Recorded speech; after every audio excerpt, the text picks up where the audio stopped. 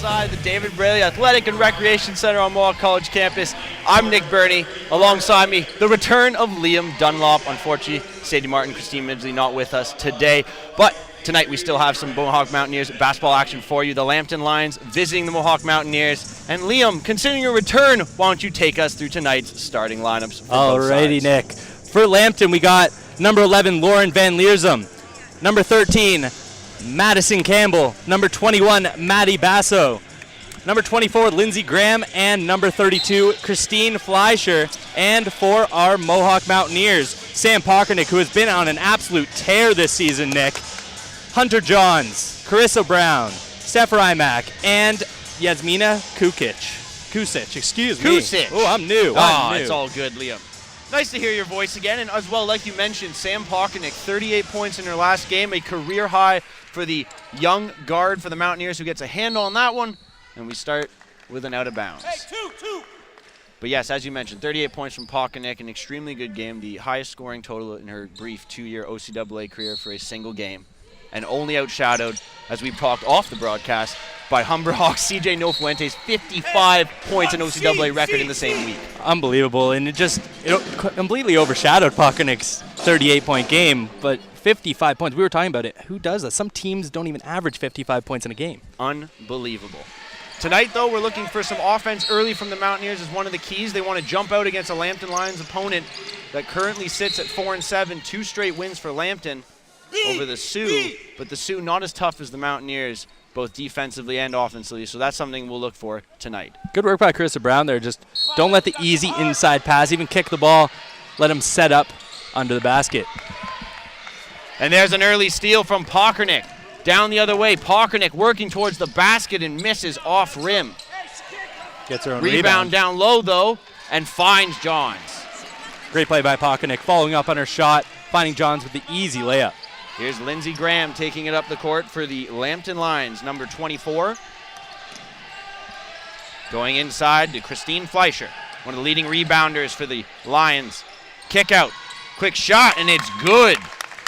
And there is Madison Campbell, who is one player to look for the Lions, and she gets off to a red-hot start, nailing her first shot from beyond the arc. Definitely top 10 in the OCAA and scoring 17.6, and you don't want her to get her three-point shot going.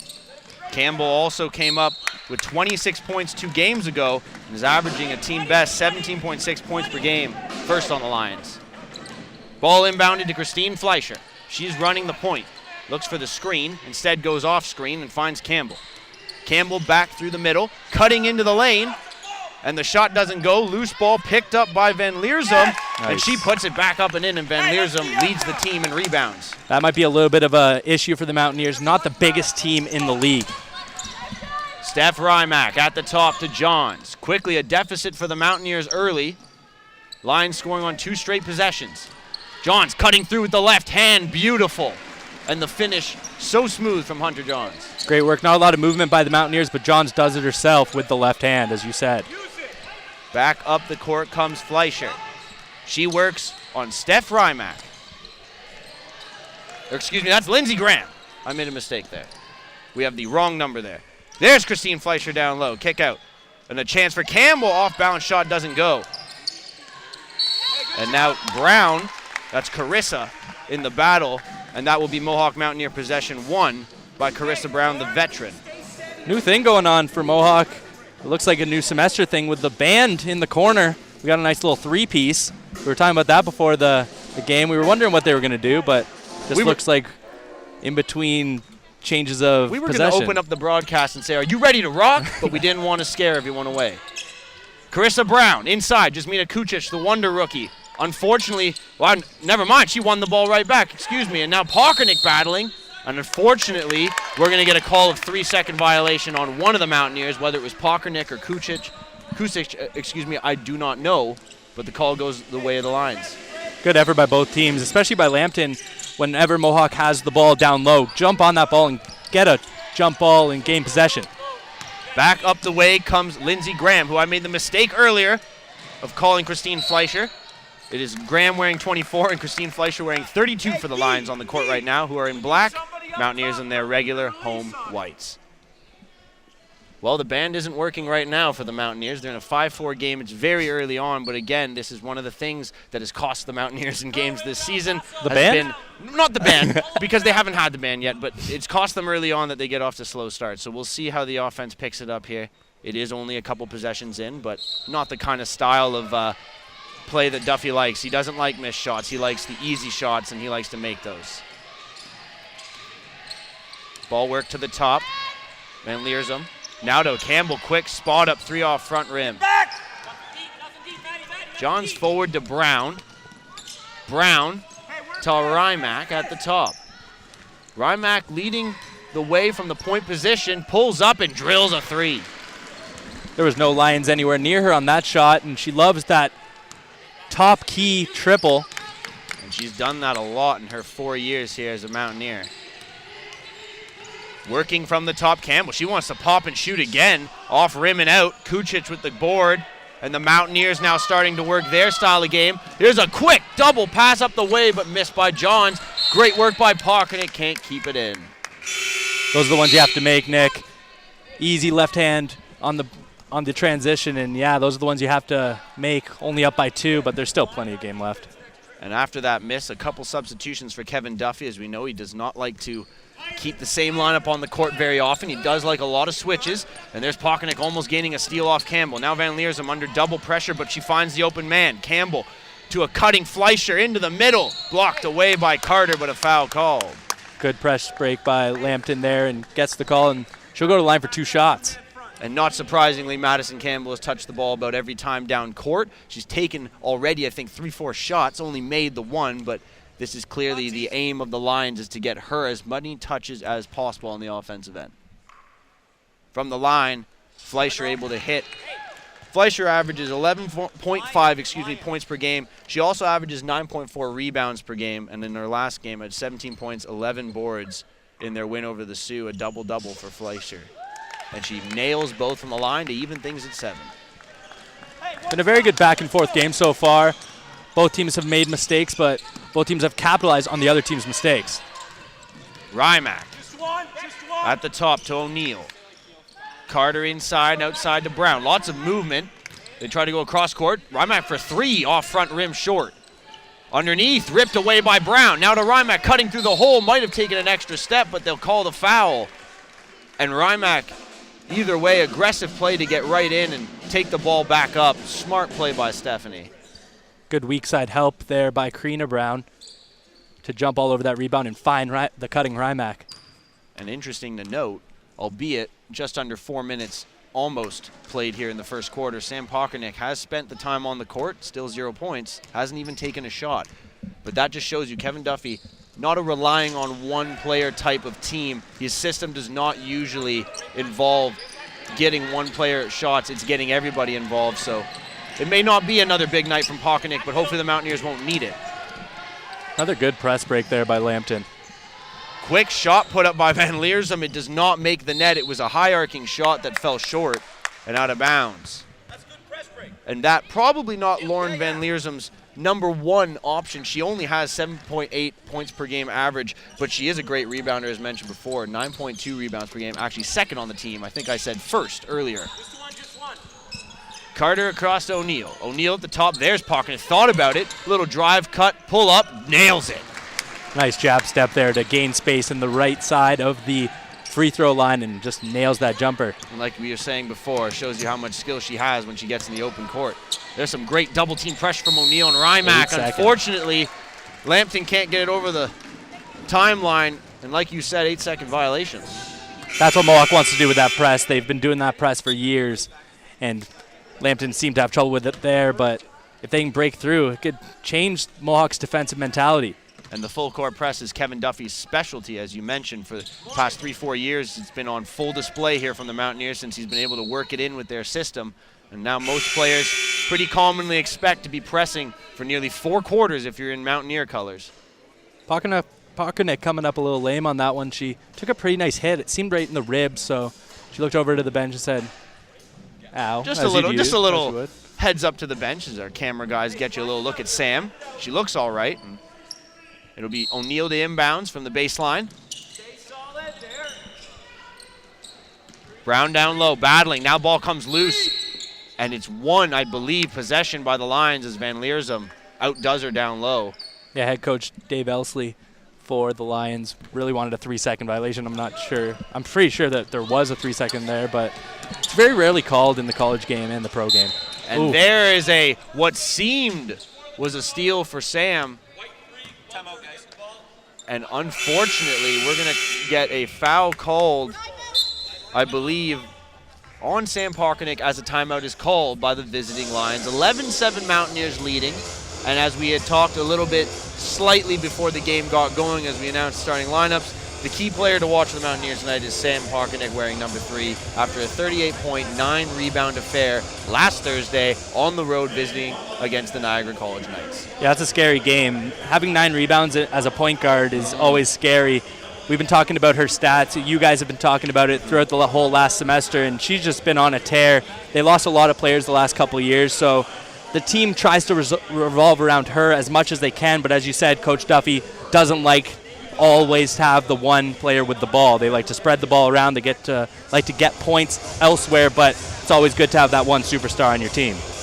And for the Mountaineers, as you mentioned, a balanced scoring attack will be the aim of Kevin Duffy in each and every contest. However, sometimes it's okay to have one person or a couple step out above the rest, and in that case, you won't be disappointed to see another Sam Parkinick career night for another player on his team either, if that could happen. And Steph Rymack early on with a couple shots hit. Hopefully Rymack can get herself going. She has not had a big scoring game this year like she has had in past years, and maybe it's because her role changing this year, being more of a leader and a point guard and spreading the offense. But that's maybe something else that you look for as a Mountaineer fan or someone who keeps up with this team, is when will Steph Rymack finally put it all together offensively this year? Agreed.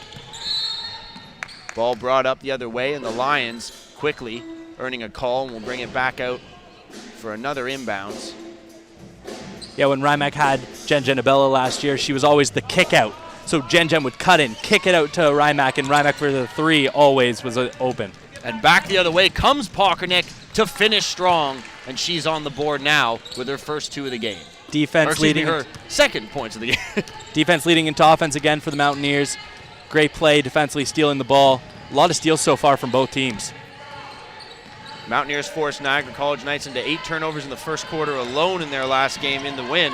Still wasn't a big lead after 1. They're only up 3, so turnovers on both ends have been an issue for the Mountaineers. They're supplying them with the defense, but they're doing it on offense too. Shot clock will be brought to 14 after a foul on the Mountaineers again, as it will be taken out of bounds. Foul was on the floor, and with that, 3 substitutions, Rymack, Kucic, and Johns coming back in. Parkinick takes her first seat along with Carter, and as well a seat, I believe. I'm not actually sure who the third person was down there. Third foul on It was Carissa Brown, excuse me, who will be sitting. Third foul on Mohawk, so a couple more, and then Lambton will be in the bonus for the rest of the first quarter. There's still 4:44 remaining. So that's one thing Kevin Duffy would not be pleased with. They're just trying to figure out how much time to put on the shot clock. As you can see, 20 on the shot clock. It's actually 2.0. There's no decimal point. And there's a quick move, and Van Leersum didn't get it to go. Or excuse me, that was not Van Leersum. That was Fleischer down low on the pass. Very close, though. She did beat the shot clock. Just toilet rolled out. Batnanek inside. Kucic puts her shoulder in and makes a nice finish against Van Leersum down low. Very long arms on Kucic, and she uses those long arms and long legs to get in and finish with the right hand. She has shown a great ability to be a leader on the boards, and what a steal by Hunter Johns. Just swallowed that pass whole. O'Neal the other way, losing a bit of balance. Nice find, but Rymack swatted from behind, but a foul against Maddie Basso, the 5'7" guard from Sarnia, Ontario, in her second year for the Lions. And we will see Batnick go over to have a slight chat with Kevin Duffy, who is one of the better teachers of the game, I would find. As I watch more and more of these games live, he's never taking a break from teaching. As again, he's called over a second teammate and missed this foul shot just to get a few tips, pointers added to the game. And that's, I think, why most people, when you play the Mohawk Mountaineers, you expect a tight game, because it doesn't matter what team they have. Kevin Duffy is leading the charge. His game plans have always been remarkable. That's why they've always been in the hunt in the OCAA, and this year is another one of those years. And a young team to boot. Nice work. As you say, nice work by Rymack on the steal. Up the other way, O'Neal. Quick pace to this one now. Batnick down low, found John. She almost didn't realize the pass hit her hands.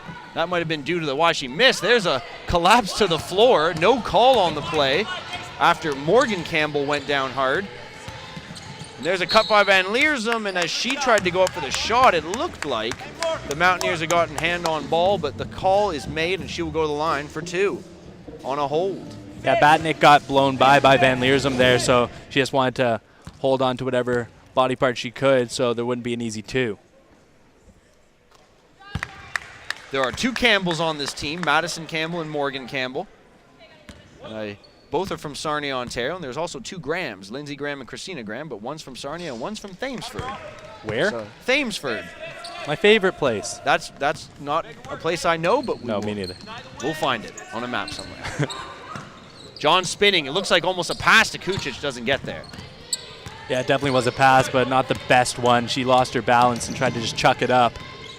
Here is Campbell taking a quick shot that was forced. Might have been a tip by O'Neal. They say no. So out of bounds, and it's Mountaineer ball. Yeah, Lambton pretty stagnant in the last couple minutes. Not really getting their scoring going on. Mohawk up 17-9 with 3:22 remaining. Pachernik is back on the court. And as you mentioned, that return to Pachernik and Brown. Batnick will sit. Joining her is Kucic. Or excuse me, not Kucic, but Johns. Nice. If they can keep working with Kucic down low, Kucic down low, then she's going to be a force for the next 3-4 years as long as she can stay healthy. And that's one of the best parts about her game is her ability to rebound, but also her moves around the basket much smoother, like almost a guard worthy as she comes up with the strip here, running the court the other way, taking Campbell to the net, but Campbell does just equally as well. Yeah, terrific work there by Morgan Campbell. And Morgan Campbell at 5'6" gave up a lot of inches there to the 6+ feet of Kucic, but still won the battle. Still, Mohawk leaving the ball a little too low. And like you said there, a bit of a weak pass, and the inbound stolen. Now Madison Campbell, leading scorer for the Lions, coming up the court. Pass almost gets away from her teammate. Held in by Galvin. Back away. Van Leersum. Inside, Fleischer tried to go right and then left, then got it to Van Leersum. The off-balance shot does not go. Chrissa Brown and Pachernik out the other way. Rymack up the court. Rymack swatted away. Fleischer says no dice. Can't go inside with that weak stuff. Wow. Rymack turned down hard. We're going to have to take another look. We got a good replay lined up from the camera guys. Take another look at this one. Big time swat from Fleischer. And it hit back off Rymack, which makes it even better. And a great view from our cameraman. Pachernik had too much jumper time. Doesn't go. And like you said, lots of time there, an unfortunate miss. Sometimes that gets in your head when you have that much time to shoot the ball. You're overthinking it. Maybe you're thinking you left the stove on at home or something. She might have thought about the stove there. She hasn't heated up yet like the stove. Ooh, good That work. was the best thing I've got going. Brilliant. Madison Campbell to inbounds. Here is Lindsay Graham, one of the Grahams, and that ball comes right over to us. We almost got involved. But I don't think anyone wants to see that. My game is not strong. Yeah, it's been a couple years for me, too, since Just I to say strapped the on the least, shorts. I would think, right? Yes. Brown inbounds in front of us. Pachernik taking a look over back at Brown. She goes over to Rymack to her right at the top of the key. Johns, lots of movement from the Mountaineers now. It's what Duffy likes about this offense. Rymack down low earns the call. And I'll tell you, Steph Rymack, for a girl as small as she is, Heart. it's definitely the heart that brings it out of the 5'4" guard. She is one of the players like Pachernik that cuts to the net more than most for a girl who's under 6 feet. And I know that she has the wheels, the hands, the dribble, and she has that first step off the dribble. But just because of all that, like you said, the heart is what puts her in that category and be able to get to the foul line so often and be so successful. There's a lot of those guys even in the NBA. Look at Nate Robinson and those little guys. He's 5'9", dunking over Yao Ming. It's not all about the height in basketball. It helps to be 6'11" or 6'2" in the women's college. Another pass. We almost caught that one in the face. Yeah, that was close. That one was close. I gotta stop looking at you and respecting the ball. My goodness. Well, if you wanted some exciting basketball, you can always come sit beside us. You might catch a first-hand pass from Best someone. seats in the house. Pachernik off the inbound. Making a nice move and then finds an open Kucic. And you can't get a nicer play than that from Sam Pockernick. Most players would not be able to make that pass after all those moves inside. Up the other way come the Lions. Graham spots and shoots. Off back iron pops out, but the rebound put home. And that was Dalen Galvin. Yeah, very lucky bounce to Galvin, but she did very good work with it and put it off glass and home. She is a rookie Galvin. First year from Sarnia for the Lions. And there's a swat of Pockernick, but she doesn't get the call. The whistle went. Looked like she was bodied and was going to earn a free throw, but instead they're going to call a charge. Yeah, they called the charge on Pockernick. That's her second. So Sam will take a quick break here to rest up. O'Neill will hit the court again, and we know that Shannon has probably, in my books, been one of the most underrated players this year because the points haven't been there. There's almost another pick from the long arms of Kusic, and now it turns into a steal. Rymack the other way, look for O'Neill. She'll pick it up in the corner to Brown. Brown down low, Kusic wide open. Great work by O'Neill to find Brown and Brown to find Kusic. And my point quickly was to just be O'Neill does not have the points this year, but everything else has been there. And since she's been on the court, a couple steals from her teammates and another finish from Kusic. She is red hot, so she might be wanting to try and compete with that 38-point night as the top point of the point night total of the year. She's already nearing the 10 mark as we're in the final minute of the first quarter. Campbell at the top, working her way around to the corner. Open look, does not go for Galvin.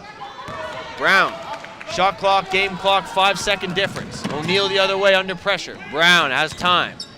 Looks O'Neill in the corner, open three. Oh, just in and out. O'Neill couldn't grab one there, and Brown couldn't save it. That press by Mohawk didn't work the first 3 times, but unbelievable work. The last 2 times, it's been bang on. 14.6 to go. I think there's been about 7 turnovers for Lambton since that press has started really, as we call it, pressing. And putting their work in. They're up 26-11 with only 15 left, and this is the first quarter that we both expected from Mohawk. And it's been a big run from the Mountaineers in this first quarter to spread this lead apart. Campbell driving, trying to get a final bucket with seconds to go, does not. Kusic tripped, ball comes loose, and Johns keeps it in from even going out. I'll give her credit. I don't know if time would have been on the clock if it did touch the line, but Hunter Johns made sure that wasn't happening. So we'll take a look at some of the first half highlights here as the Mountaineers open up a 15-point advantage at the David Braley Athletic and Recreation Center here on the Lambton Lions, who have not looked as strong as those first 2 minutes depicted. And when we got going, the Lions came out scoring, but the Mountaineers, like you said, the press has responded, and they have really shut down the Lions defensively right now. I think there might be a little bit of a confidence issue right now in the Lions because, as you said, they started off so strong right out of the gates, but just completely stuttered in that last 4 or 5 minutes. It just wasn't pretty for them offensively, and their defense didn't help either, allowing Kusic just to get in at will. And with Kusic having the game she's having, like we've mentioned a couple times, like I like to say, Duffy doesn't like to keep going to one guy. He tries to involve everyone in the offense, make it a pretty even game when it's giving touches and who's getting minutes on the court and shots. At the same time, though, if you got a player who's going off, you should probably keep using them, keep going back to them. And that's the thing with Kusic that I keep noticing is Kusic is the kind of player that does not often take a lot of shots. When she's scoring, it's just she's hitting everything and clearly taking high percentage shots. So tonight, if she's going to be open down low, I suggest they keep going back to her because this is how they've opened up this 15-point advantage. Efficiency is a huge part of any game of basketball, and she has been the most efficient on the floor so far, whether she's picking and rolling hard to the basket or just on the transition, being the fastest woman down the court and getting that easy pass, and at least she's finishing it. That's the big thing. You can get all the easy pass you want, but as long as you finish it and get those 2 points on the board, that's the huge part. And that is exactly what the Mountaineers have done in this first quarter of play. So as we get set for the second quarter of action here from the David Braley Athletic and Recreation Center on Mohawk College campus, Nick Burney, Liam Dunlop with you. No Sadie Martin, no Christine Midgley tonight. Unfortunately, the ladies are off, and I believe Sadie, we may not have her back with us this year, but it's been terrific working with her, and I know that whether it's going to be you, Liam, or maybe a couple other people who come to join us on the broadcast, we'll have a great time towards the end of this year. Definitely. It's always great to go towards the OCAA playoffs and CCAA playoffs if we're ever so lucky. And the Mountaineers right now, with that 15-point lead, trying to open up even farther. Speaking of playoffs, every win just guarantees you a little step closer to that final line. Long pass the other way, Great Campbell. pass. Like you said, terrific pass. Line start off with some points and an and one opportunity from the leading scorer for Lambton. Yeah, Godelaire found her right from the half line and just perfect placement right underneath the basket. Great finish and one.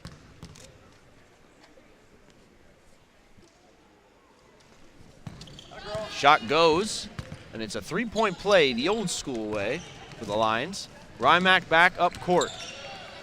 Sometimes the Mountaineers can have some lulls in games. This is what they want to avoid, and that's a good way to do it.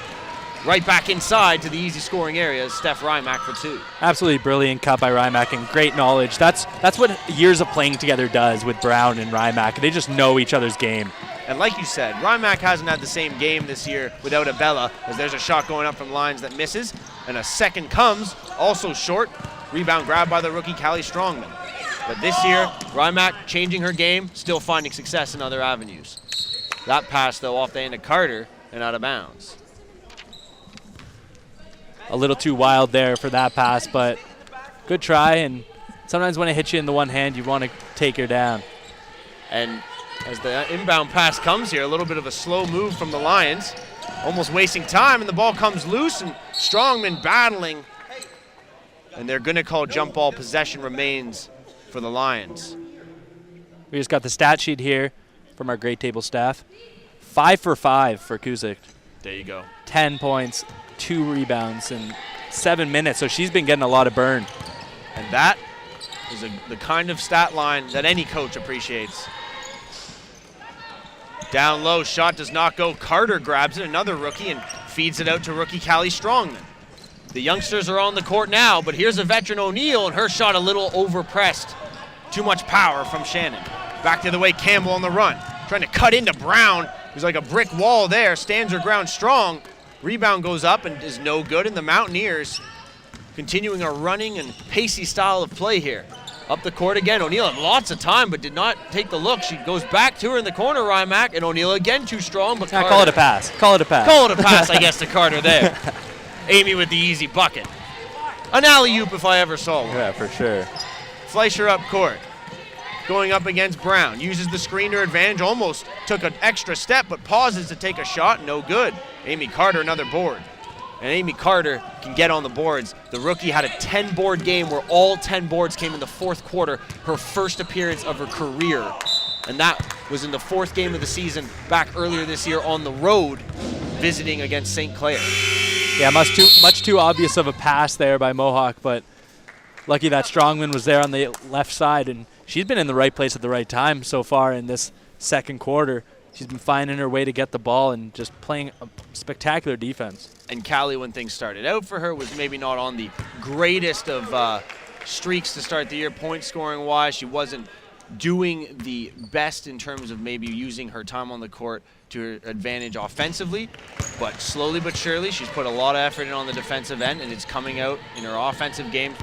Game by game she's improving, and that's exactly what Kevin Duffy wants to see and why she's getting more time on the court earlier in games. Campbell to the top. Fleischer thought about it. Carter played her strong. Van Leersum took a dribble, lost the ball on a weak shot, really. Put it up off balance. Wide open. Van Leersum again, though, now wide open, Yep. drills it. You're going to hit that. If you're left wide open at the top of the three, you have to hit that. And she does that there. And Lambton, as I said just before, Van Leersum, a quicker shot prior missing, as there's Rymack, unfortunately. We're going to see a legal screen there called. And the call will go against Amy Carter. And we'll take a look at that shot there by Van Leersum, I believe, from the top. Very big arcing shot, Beautiful as you looking. can see. Yeah. But as I said prior to that, a bit of a rush shot, and a little bit interesting to see them rushing shots when they are facing a team at the Mountaineers that like to run as fast and as pacey as as we've said multiple times tonight. Not maybe the best decisions from Lambton. So better looks at the basket, but open threes, I think everyone likes that. Van Leersum's inbound off a hand, but gets to Fleischer. Fleischer working on Kusic. Battle of the 30s. In the corner, here's a quick spot and shoot. Does not go from Madison Campbell. She's not had her shot tonight. Rymack up the other way. Finds O'Neill running. Kusic inside with the up fake, goes strong and makes it happen. She's doing it from everywhere. She got it right at the free throw line, did that little pump fake and Euro step to the right hand. And it's the off patience glass. she's showing. She's showing so much more patience than the defenders. Campbell in the middle, nice little step around, but doesn't get the shot to go, battling for own board. And eventually, ball comes down, still battling. Graham put it up, then the loose ball is picked up by Kusic.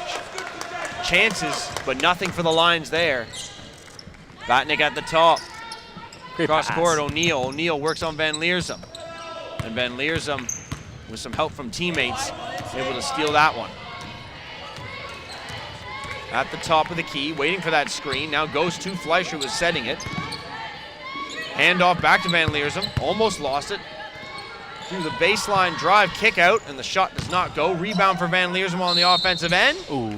And she's able to draw a foul as she goes up strong with the loose ball. 33-16 right now, the Mohawk Mountaineers lead.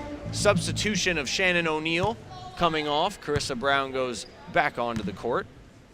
Yeah, good amount of offensive rebounds for both of these teams. Now about 7 for Lambton, so the ball's just finding them when they're in the right spots offensively. And for Mohawk, even 5. That's a good amount for being 4 minutes into the second quarter. So that will go. And now 33-17. Lions trying to claw their way back in this one. No use of that pun, but point being they are falling behind against a team that you do not want to fall behind against in the Mohawk Mountaineers. They have put teams away pretty early in games this year. Hasn't always happened. It's been one of the things Duffy wants more is consistency. When you get up on a team, really put them down. But it looks like this could be one of those games going their way. The offense has been working and the defense has been doing a pretty solid job early on. Continuing to press. It's a brilliant press break. But like you said, Lions break it wonderfully. Inside, though, the chance blown by Campbell, turning it over on her way up to the basket. Brown, Batnick at the top, thought about it, and her pass to the corner sails over the hands of Rymack, and she knew it right away. She thought Rymack was 6'4", not 5'4" For a on second that one. there. Yes. Gave her a full foot. So a turnover will allow Shannon O'Neal back into the game. She quickly comes back on after a very short break, and Batnick will take a seat. Van Leersum up ahead. Quick little dip pass back from Basso, but Van Leersum met by 2 Mohawk defenders. Now 3, Great and work by O'Neal O'Neal. just rips it out. And O'Neal back to the way, took a hand check and made the shot. Surprisingly, no foul call. I think I heard the slap through my headset there. I was Nick. going to say, I heard the contact from here, so interesting. They thought it was ball, the referees feel. Another offensive rebound for the Lions.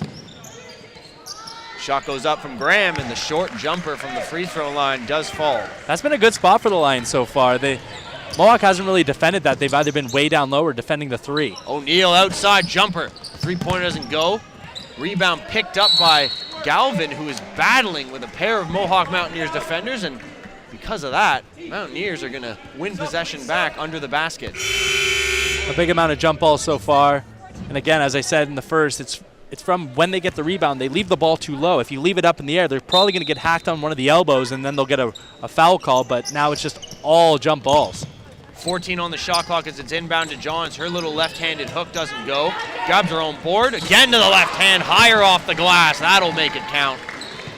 That's what the glass is there for, and that's what that square right above the basket's there for. Just aim at that, and most likely it's going to go in if you have the right angle. Liam Dunlop with a little basketball terminology for you. If you don't know basketball, you do now. That's how you make a left-handed lay-in. Thank you, Liam. Back the other way. Looks like we are going to see I believe they're going to call interference foul. And they're going to be taking the ball out of the baseline of the Lions because of that. Foul went on Krista Brown. She does not look too happy about that, the veteran forward. And that little inbound stolen almost by Kusic. Galvin wins it back, but a turnover down low as Fleischer's pass picked. Shannon O'Neal on the rush, gives a look at Brown, feeds her. Her pass inside, Johns, and a better pass. Johns to Kusic.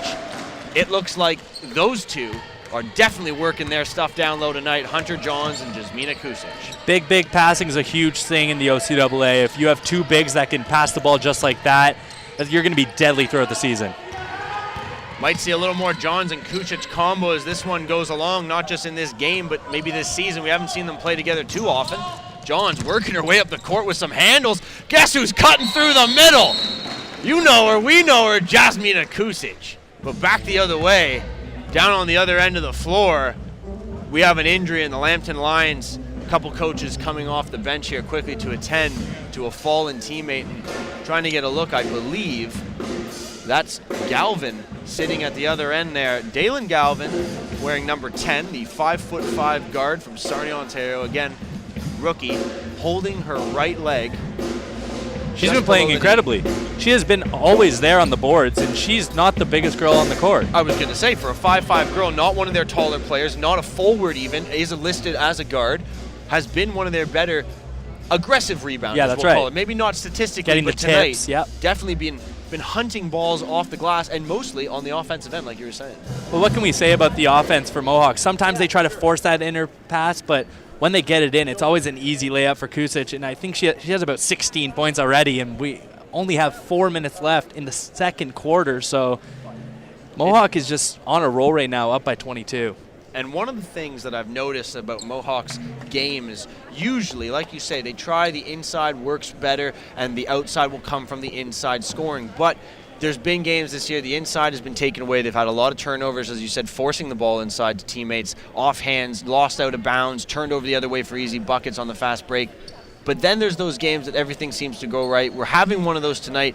The issue is this team doesn't necessarily have knockdown shooters per se. They do have a few that are better shooters, but maybe not knockdown shooters, and that's one thing that Duffy, I think, with this offense tries to hide in a way. Yeah, definitely. It's really a tough situation when you lose a bunch of players over the last couple of years. You got to rebuild, just like we see with the men's Mohawk team. You have to rebuild from those superstars that you've seen, because we've seen some of the best in the OCAA in the last 3 years, as Abella and all the Browns have gotten a little older, and they haven't played as much, but it's just tough to really work as a new team and really learn together. Well, currently, He's up.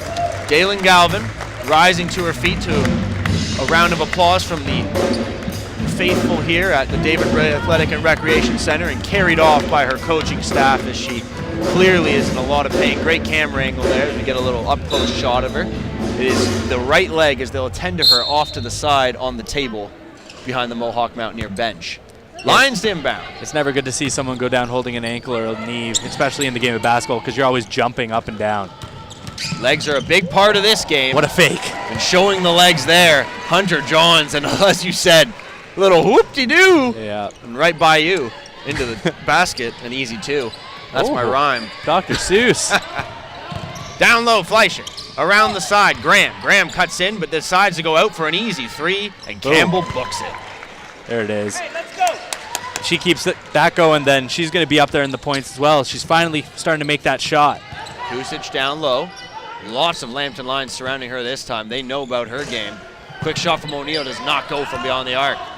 Fleischer to Graham. Graham up the way. Cross-court pass. Campbell down low with the easy finish. And now Campbell starting to heat up, getting herself in the right spots, and we'll see Steph Rymack and a few substitutions going to be made to stop this run here for Lambton. Johns down low. Great pass, though. Hunter Johns and Jasmina Kucic are having big games. Communication. Hunter Johns has been showing it. Communication's a huge issue right now for the Lions defense. You got to clog that paint right now. Every basket from Mohawk is coming in the paint. And Shannon O'Neill had no black jersey around her for about a good 5 feet. Quick three the other way. Fleischer off board. Comes out, poked down low. Kept in by the slap from Valerie Godelaer, excuse me. Shannon O'Neill the other way, pass off the leg of Fleischer and out. That time, finally, a flooded in pass to the inside, knocked away by a line. But like you said, there was still no one else around, so communication has been lacking for the Lions defensively. Yeah, a lot of subs coming in. Let's see what they can do on this inbound play. Brown, kick out, Rymack. Quick three under pressure, does not go. Lions grab the board and will work it out. Basso up the side, Fleischer. Corner, Campbell had to reach for it, affected the shot a bit, and she missed off front rim. Dutrazak now bringing the ball up the other way. Desiree, long lead pass. Rymack Ooh, almost moved the feet there. Ref was taking a close look.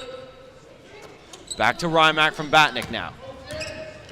Steph always very active, very moving on the offensive end, gets her a lot of open shots. There's a good feed, but Carter had it tipped away by Fleischer and out of bounds with just 4.6 seconds left on the clock.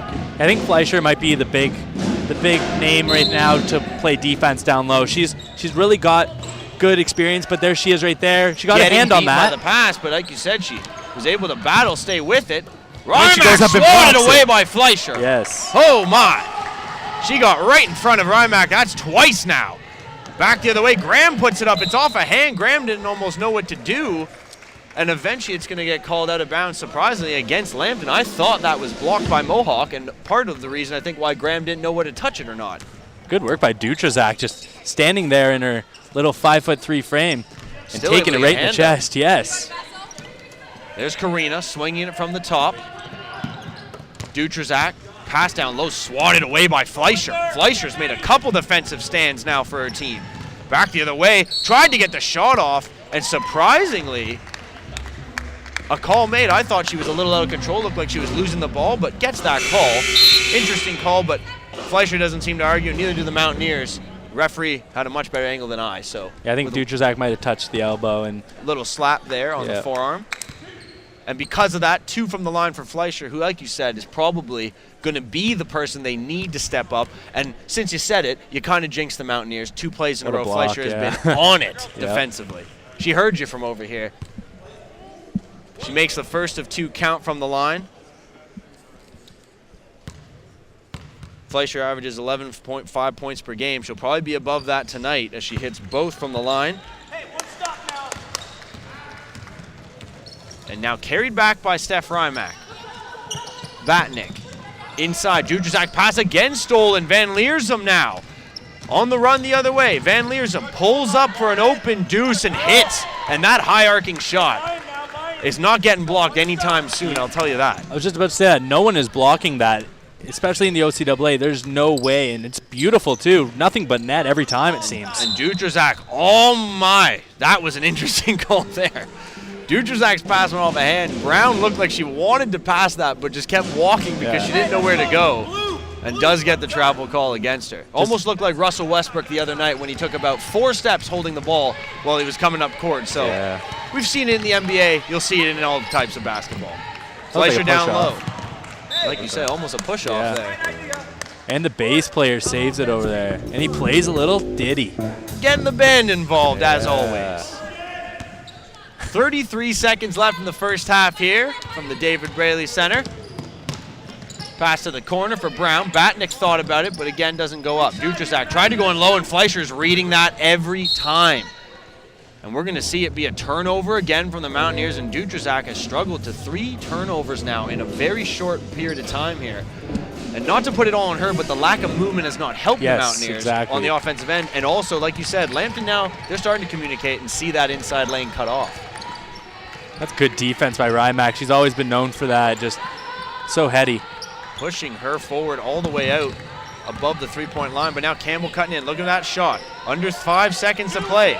They got to go up with one here. Blocked away by Brown, the veteran, to end the first half of play. 45-28. The Mountaineers leading the Lambton Lions by a score of 17, and that is exactly the kind of lead that we're used to seeing from the Mountaineers. When they're on their game defensively, they hold teams down, and when they are on their game offensively, they score in bunches. Yeah, let's take a look at some first half highlights, and it's going to be a lot of cutting into the basket and finishing. There's one right there by Lambton. And we'll see a lot more of the Mountaineers, I think, finishing down low, but that's something that the Lions sort of picked up in the second quarter, like you said. And as you're seeing through the highlights here, Jasmina Kucic owned the Lambton Lions under the basket in this one, but it was also about fast break points, I think, that cost Lambton that first half, really. Yeah, the 2 stats we're probably going to talk about coming into the second half is going to be fast break and points in the paint, of course, because it's just absolutely ridiculous how great they are going in the paint, and they're actually finishing every single time. 45-28 at halftime. We'll be back with the second half and more. Nick Burney, Liam Dunlop. Stick around. Mohawk Mountaineers basketball on M-Link.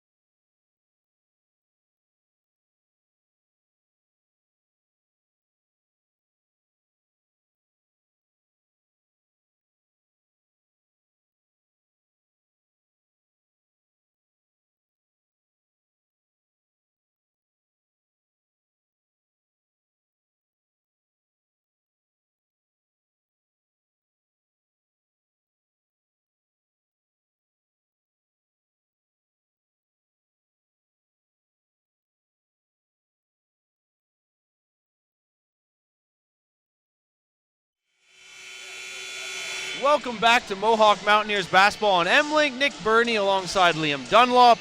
And the Mohawk Mountaineers women's basketball team has taken it to the Lambton Lions women's team 45-28 at the start of this one. 17-point deficit for the Lions, and mainly because of a few key factors. One of them for the Mountaineers has been inside scoring inside the paint, but is one thing that you pointed out to me that stood out above all else. Well, two things I should say. The shooting, or lack thereof, of the Lions, and the steals and turnovers forced by the Mohawk Mountaineers as we begin this third quarter of play. Yeah, we'll get more into the first half stats when we get into a timeout for sure, but definitely Mohawk's been absolutely brilliant inside, and points off turnover has been huge as well. And they start like they did much of that first half with Jasmina Kucic inside, and without even being able to say her name, Steph Rymack with a quick, easy bucket. And the Mountaineers have stretched their lead to nearly 20 points. Yeah, Rymack with a quiet 12 points so far. We were talking about that earlier. We're like, she has 10 points in the first half? Didn't even notice, really. Ooh, and she's went to the line so many times and just finished there as well as she gets hacked there. And I don't know, she won't be going to the line there, just out of bounds. Thank you for the band for building that one up. And Pachernik with a three that can't go. Open look for Sam from the top. They tried to get her going tonight. Back again, same spot. Now she goes to Steph. Around Carissa Brown. Down low, it's Kucic. Kicks it out, Rymack. Too strong. Pachernik battles. And unfortunately, the shot clock goes off, but it shouldn't have. And the referee, knowing that, will give Mohawk a possession to inbound from right inside, front of the bench here to our right. Johns down low. Works on Fleischer, who was one of the top defenders for the Lions in the first half. Pachernik working on it from the top. Hands off Rymack. Then Johns in the corner. Three goes. Hunter Johns. Mohawk hits 50. Hunter Johns now with 11 points. So three players in double digits for the Mountaineers. And it's not all just one person doing all the work. Seen a lot of Kucic down low, but Rymack and Johns, as you said, slowly putting up the points as well. And Madison Campbell, albeit she's taken a lot of shots, able to make that one there. 50-30, 20-point advantage for the Mountaineers early in the third quarter. Pachernik to Johns. She looks inside for Kucic. She's been looking at her all night. That pass back from Kucic escapes, but Johns picks it up. Pachernik from the top. And unfortunately, the clock was reset, so they'll have to take it out of bounds. It was not supposed to be reset. I don't believe it hit the rim. Yeah, it definitely did not. So they're putting 8 on the shot clock instead of the 20, which was on it. So not a lot of time for Mohawk to do something with, but good eye on the referee there. Exactly, great. Keep the count. Off the inbound, as you said, not a lot of time here for Rymack. Quick decision. Cuts on her left hand, met by Fleischer. Didn't get a great shot off. Almost hit it, though. And it works its way out of bounds, and it'll be Lion possession. Fleischer has been a lot better since, unfortunately, you mentioned she should be getting better on defense. She has definitely stepped up. She has made a few big plays with her hands, mainly using her feet, moving around and staying in front of the Mountaineers forwards and guards, cutting to the hoop. She was wide open on the left side on this press. Sorry for interrupting you, Nick. Yeah, Fleischer was wide open there on the left side. If they found her, wide open layup for sure. Lions have made some communication errors, whether it be defensively or offensively, and that's got them down by 20. Fleischer misses. Campbell grabs the board and can't go. Van Leersum turned away by her opposite number, Johns. That one doesn't go. And now the Mountaineers come back the other way. Kucic up the court to Brown. Brown, nice little crossover dribble, but then she took an extra step on her way to the hoop, passing off a little late. Yeah, sometimes it's just one of those games for Madison Campbell. She can't buy a basket right now. She had ones within 2 feet of the bucket, but just rimmed out, unfortunately for her. Now she is 4 of 18 shooting. And great work by Kucic right in front of us with the block, and second effort puts that one off of Lindsey Graham and out of bounds. So the Mountaineers will get possession back up 20, and they're looking pretty dominant. This is exactly the way they came out and played the Knights in the first few minutes of the first quarter, but then it's just stayed away from them that game, and good to see them continuing to put the pressure on these Lions, who are weaker, but you need to get these kind of teams and put them away when you have a chance to early. Chances down low here, though.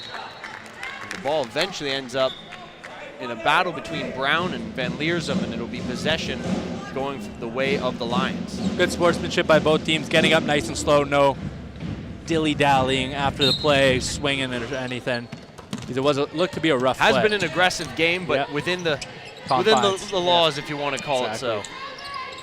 Campbell inside, Fleischer turns, went up with the right-left hand, but as Brown came across, she made contact on the forearm. So to the line.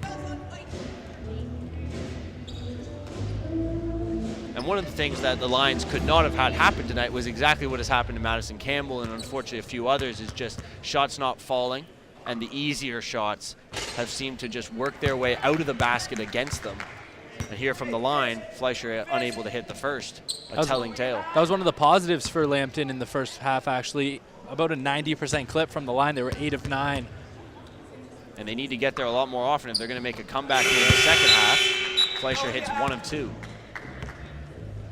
Substitutions for the Mountaineers: Carter, Karina Brown, Shannon O'Neill onto the court. Steph Rymack and Sam Pockernick remain with them as the 5 Mountaineers. And now we see a foul and a hack going to number 21. That's Maddie Basso of the Lambton Lions. Basso, 5'7" guard from Sarnia, her second year in the OCAA. Shannon O'Neill, one of the veterans. Down low to another veteran, Karina Brown. Her fiery pass to Rymack, a little unhandled. She looks like she came up a little sore on her hand there. She got the ball right back, though, put up the shot, almost got it to go. Carter, offensive board on the glass and a good up-put. Getting it right back in that shooting area. Smart play by Amy Carter to go up strong. Yeah, terrific positioning there, getting to the strong side, finishing. Quick little jumper here, doesn't go. Ball one down low by Van Leersum, and she puts up the easy deuce on the rebound off the Basso miss. Nothing Rymack could do there. Triple box out just on her. And Rymack, looks like that hand's doing just fine for now. She came up wincing after she mishandled that pass earlier from Karina Brown. That one off O'Neill and out of bounds, a turnover. Lots of pressure down low there, and O'Neill unable to keep possession in favor of the Mountaineers. Yeah, getting trapped on the baseline is one of the worst things that could happen because you have 2 defenders on you, plus a third defender going out of bounds.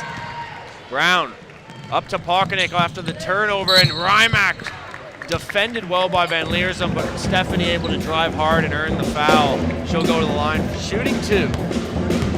I think Rymack's she always seems to get on the floor, whether it's diving for loose balls or taking hacks and getting to the line. It always seems like Rymack's always getting herself up off the ground. Isn't that what a basketball player who's maybe undersized per se, even in the women's game in college, 5'4" is undersized slightly. Isn't that what you ask of a player like that? Isn't what you need from a player like that to be successful and be one of the better players? And I think that's exactly what makes her one of the top players in the OCAA. Maybe not in just the scoring terms, but it's if you want a 5-tool athlete, if you want to use a baseball term here, that's the kind of thing you want from a basketball player. Dives hard, makes plays all over with all parts of her body. Fleischer. Up ahead, Basso found Campbell wide open under the basket for an easy deuce. Nothing the Mountaineers could do there as the press was broken beautifully by the Lions that time. Yeah, Campbell's not missing that one, and I think that's been a huge play for them throughout the season. Getting her a lot of her points is that beautiful press break and transition play. Pass down low off a hand, and will stay in possession of the Mountaineers. Hasn't been a long night thus far for any specific Mountaineer player, but Pockernick hasn't had a great night thus far, especially the way she's coming off her last start. Here's an open shot, though, and that one does not fall as things continue to be so-so tonight for Sam. Back the other way, cutting through the hole, number 22 has a bit of a throw up there, Morgan Campbell. Got the foul, though. Excuse me, no, they're going to call that out of bounds. Believe that was a foul into the basket, but instead just an out of bounds call. 2 Mountaineers pretty much fought for the defensive rebound themselves and bumped into each other and it flew right outside. So still Lambton possession. There's Madison Campbell off the screen, and she was met by Carter. And Amy Carter now wrestling with Maddie Campbell will win possession for the Mountaineers on the jump ball. I'm really enjoying this bench play by the Mountaineers so far. Whoever comes in, next man up, next woman up, just gets in there and does their work and does what they have to do to win a ball game. Pass down low. Rymack uses the screen to her advantage. O'Neal hits her on the feed. Easy bucket. I've said that about 9 times tonight when mentioning Stephanie Rymack and Jasmina Kucic. Easy buckets. Great work by Karina Brown. Unfortunately, that one last touched by her. And it'll still remain Lambton Lions possession, but substitutions on the way in for the Mountaineers, like Hunter Johns and Jasmina Kucic returning to the court as Steph Rymack and Amy Carter get a well-deserved break. Carter, as you mentioned, one of those bench players who's come on and done a terrific job tonight. This is a team that thrives when its bench is going, and of course most teams would. Fleischer off the miss, got her own board, swatted away, still stayed with it, and eventually lost the dribble off the baseline. Yeah, that's a big difference between this Lambton squad and this Mohawk squad. Mohawk seems to play about 11, 12 players every day, and Lambton probably deals with about a nine woman bench. And what we've seen is about 7 or 8 right now through the first half from them. They really haven't gone to the bench at all. Especially with Galvin being hurt, doesn't help at all. She's not going to come back this game, most likely. I was just talking to the coach. And Galvin also, as she sits on the sideline nursing that sore right ankle, was one of their better off-the-bench substitutes in that first half. 3 goes for Maddie Campbell from the side. Slowly, Lambton working their way back. Batnick at the top, inside, Kucic fouled, and we're going to see a timeout coming from the Lambton head coach, Dave Elsley, in his second year as the Lions head man. So 3:59 to play, third quarter, 56-38. The lead cut into slightly by the Lions of late after the Mountaineers had pushed it into the 20s, but still, Mohawk quite frankly in control of this one. And unless they have a huge letdown going forward, I don't see this game turning around, no offense for the Lions. Lambton really enjoys those first 5 minutes of quarters, it seems, but then that bench play from Mohawk, getting the fresh person in, is really hurting Lambton because they just can't keep up with the speed, the fast breaks, the transition buckets of Mohawk, and that's going to really hurt them down the stretch if they don't start to develop more players to jump in and do their job and put up at least 5-6 points per game, because that's exactly what Mohawk has. When you look at the Mohawk stat sheet on the OCAA website, you just see you got obviously your Sam Pockenix with 17, and then your Steph Rymack with 13, 12, but then you get 8, 7, 6, 5, 5, 5, 4. They just have those players that can just come in, put up the points, and get that scoreboard up. Speaking of getting the scoreboard up, getting things moving along, referee wants to hurry up, trying to get these teams out of their timeouts. Under 4 to play, third quarter. Mountaineers still in possession. Batnick takes the inbound and finds Shannon O'Neal. O'Neal to Kucic, gets her man up in the air and now takes a drive, but good defense by Van Leersum to get back down to the ground and keep with her. Now Fleischer. Hands off at the top, Van Leersum to the right, thought about it, almost lost her balance. Campbell swings it, Basso, left side, Basso works on Kucic, across court, Fleischer works on Carissa Brown. Pull-up shot off the side of the backboard. John to the board and now works on Fleischer. Hands off to Carissa Brown. Batnick, Monica Batnick. Pretty decent long-range shooter for an inside forward. Batnick usually finding herself at the top of the key. Interesting, 3 forwards on the court right now, if not 4 if you count Carissa Brown, and Brown almost able to come up with that offensive board and a point, just missing. Van Leersum. Looking to hand off to Basso, right side, works off the screen, but her pass down low off the fingertips of Batnick, who knew that was a free. And interesting, now Pockernick and Rymack, 2 guards, will come on. And interestingly enough, the only guard on the floor, Shannon O'Neal, is coming off. There really are 4, or was at that time, 4 forwards already on the court. Yeah, it's hard because you don't know what Coach Duffy's going to come at you with. As you said, you can either have 4 forwards on or 4 guards on, and it's hard to defend that with the players. Very different looks from Kevin Duffy, keeping Lambton guessing. Great shot put up there. Better defense by Batnick, and it rims out. Pockernick the other way. with speed, showing you that foot speed. She is so good at getting to the hoop for the easy lay-in. Rymack's three rims out hard, close. And unfortunately, Rymack went down hard on her ankle, and I think she landed on the opponent. And this is the second major injury of the game, first for the Mountaineers, and she is in a lot of pain. I don't know if she's trying to smile it off right now, because I don't think she's smiling. I don't know. She's trying to, but it is painful, I can tell.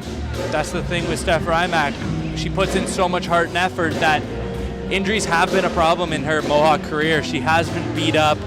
She puts it all on the line, but sometimes halfway through, I think you're right. I think she is laughing it off. She's trying to laugh, because I think right now the only thing you can do is laugh. Yeah. But if she's trying to laugh it off, we'll laugh it off with her, because hopefully she's doing a lot better than it looked at first. She came down pretty hard, but she's a tough cookie, as you said. She's been through a lot worse than this, I think, or we would hope. Hopefully this is nothing in the end.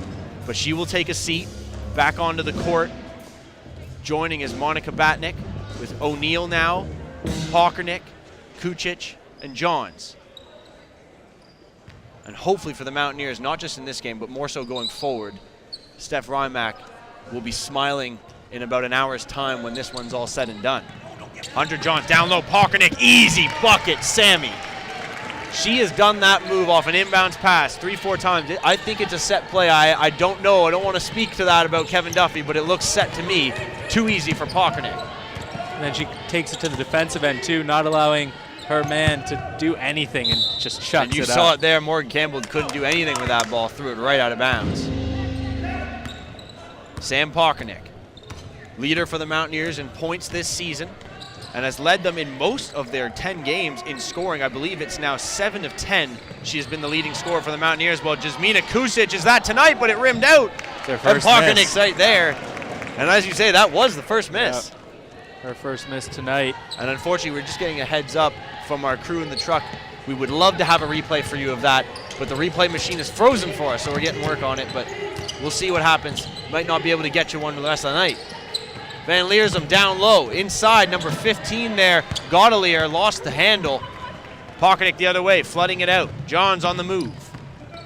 Callie Strongman getting ready to substitute in. Hunter Johns, easy three, but it's off front rim. She had the look. Great pass up ahead from Graham. Finds Madison Campbell on the run. Tried to find Van Leersum, and it will be a foul. The reach in from O'Neill as they were rushing back to defend the fast break from the Lions. I don't think Van Leersum's taken a seat this whole day. I don't believe she has. I believe she's played every minute of this game, and like we said, it has started to cost them. Or as you said earlier, that first 5 minutes has been terrific in the first, second, and third quarter, but it's not a 5-minute quarter. And we've seen the last 5 go about as bad as it could for them in the first 2 quarters. And in this one, they've kind of kept it a little more together here in the third, but still, the lead has been stretched to 22, and unless they slowly bring it back down as she makes the first, this game's not going to get any closer. She'll make 2 from the line. If you're a Mohawk fan or any fan, you know if you have a 20-point lead throughout the whole game, it's most likely going to end up in a win, unless you have like a LeBron James on the other team that can go off for 60. And there's not been, I think, there's not been one game this year that we've seen, unfortunately, the men or women's teams lose a 20-point lead or come back from. And it's just one of those things, very tough to break that sort of deficit. Pockernick at the top, back to the corner. O'Neill's there, she's got a chance. Pops off rim, Carter, offensive board again, Amy Carter. She has the size to dominate.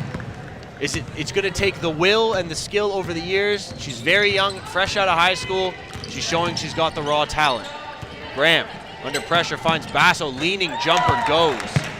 Callie Strongman, another rookie, inbounds to Pockernick. Pockernick looks up the side, flood pass, Shan O'Neill on the move, to the rim, meets the body-on-body contact, and smartly goes up strong with the player in the designated area underneath the basket. An easy call. Yeah, Lambton's offense has really been mostly mid-range shots, but as long as they're putting them in, that's how you got to keep going at it. Stop forcing the three, work inside when you can, but if Mohawk's going to give you that mid-range shot all day, take it as much as you can, of course. Lambton could use anything going right for them on offense, but more so, I think they're going to need a few more defensive stops to turn this game around. Godelier inbounding to Basso. An injury apiece for both sides, missing a player now on the guard position. Dalen Galvin injured her right knee earlier in the first half, and we saw Steph Rymack come down hard on her right ankle here early in the second half of play. Ball inbounded from the baseline, and Basso going right back down to the corner, looking for Gottlieb, and unfortunately just before the shot came off, which missed, we're going to see a foul on the defense, and it's Karina Brown pushing through, trying to fight through to get to that shot. Gottlieb to inbound again, 14 on the shot clock, 23 on the game clock in the third quarter remaining, and a great poke there by Shannon O'Neill. Stole it back, but oh, the dribble off her foot and out of bounds, so a turnover right back, and the last possession possibly could go for the Lions with the shot clock off and 17.3 to go. This is where the coaching of Lambton and the inside work here by the Lions will really help them. Fleischer's shot, a bit of a risky one, didn't go off well. Back the other way, Mountaineers have a chance under 10 seconds left. They have more time than they need to rush, but here's O'Neill with an open look from the top, doesn't go. Rebound, grab down low, and held by Fleischer to the end of a third quarter of play that saw the Mountaineers outscore their opponents only by a measly 18 to 14 total. So the lead is 21, up 4 from the 17-point lead at halftime of 45-28, now 63-42.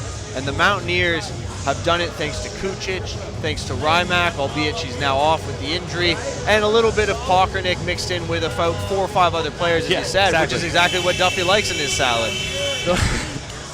Who likes salad? Well, truly? I mean his sports salad. Oh, okay, sports salads are always good. But yeah, the one issue on offense for Mohawk definitely has been their three-point shooting. They've only hit 2 in this entire game, and you really want to get that going when you start playing the really great teams like Humber and like Niagara and all those big teams that you need to be able to kick it outside, and you got to be able to make those shots when they're given to you.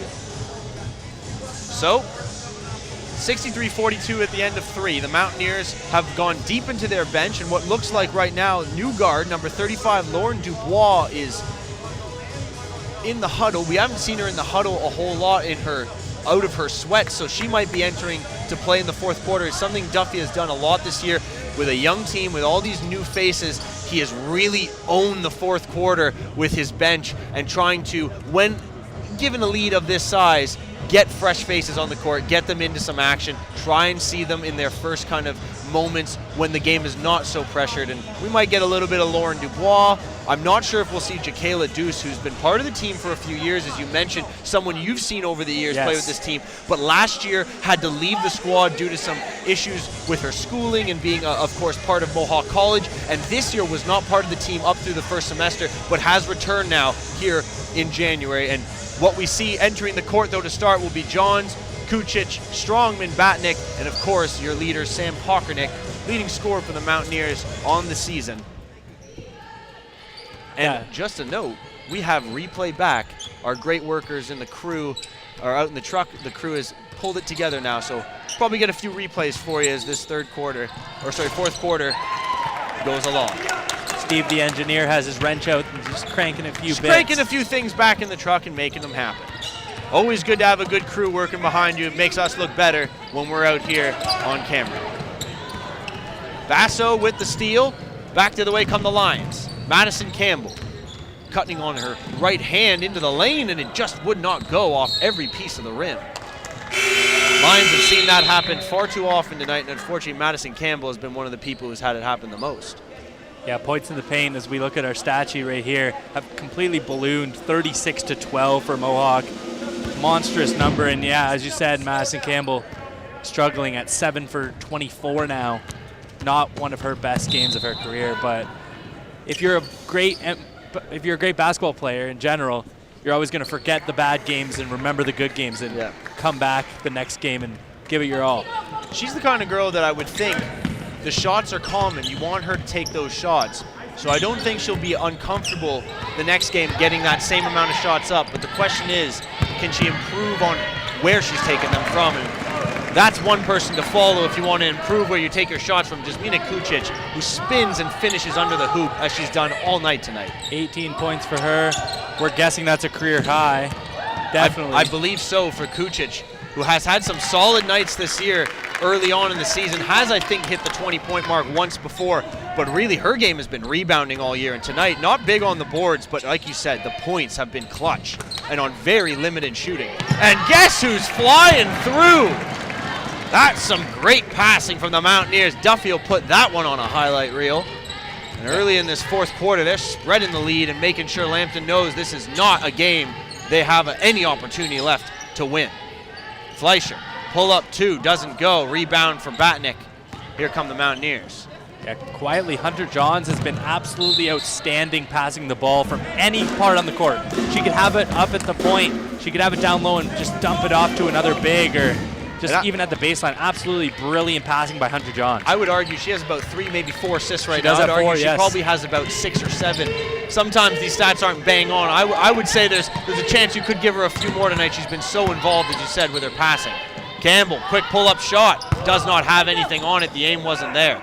Kucic can still use her dribble and finds Johns, who has really been a calming source offensively. Looks so patient, just looks like there's no rush to her game.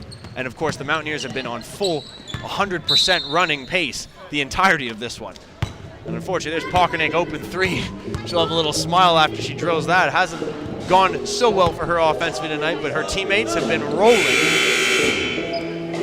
And early on in this fourth quarter, things have only continued. As subbing in right now, Valerie Gottlier, and coming off for maybe the first time tonight, as you mentioned, Lauren Van Leersum, who is really third-year player from Oil Springs, Ontario, played the majority of this one for her team. There's an open look for Johns from the corner, doesn't go. Pockernick back inside with the right hand, doesn't go. Still battling. Madison Campbell the board.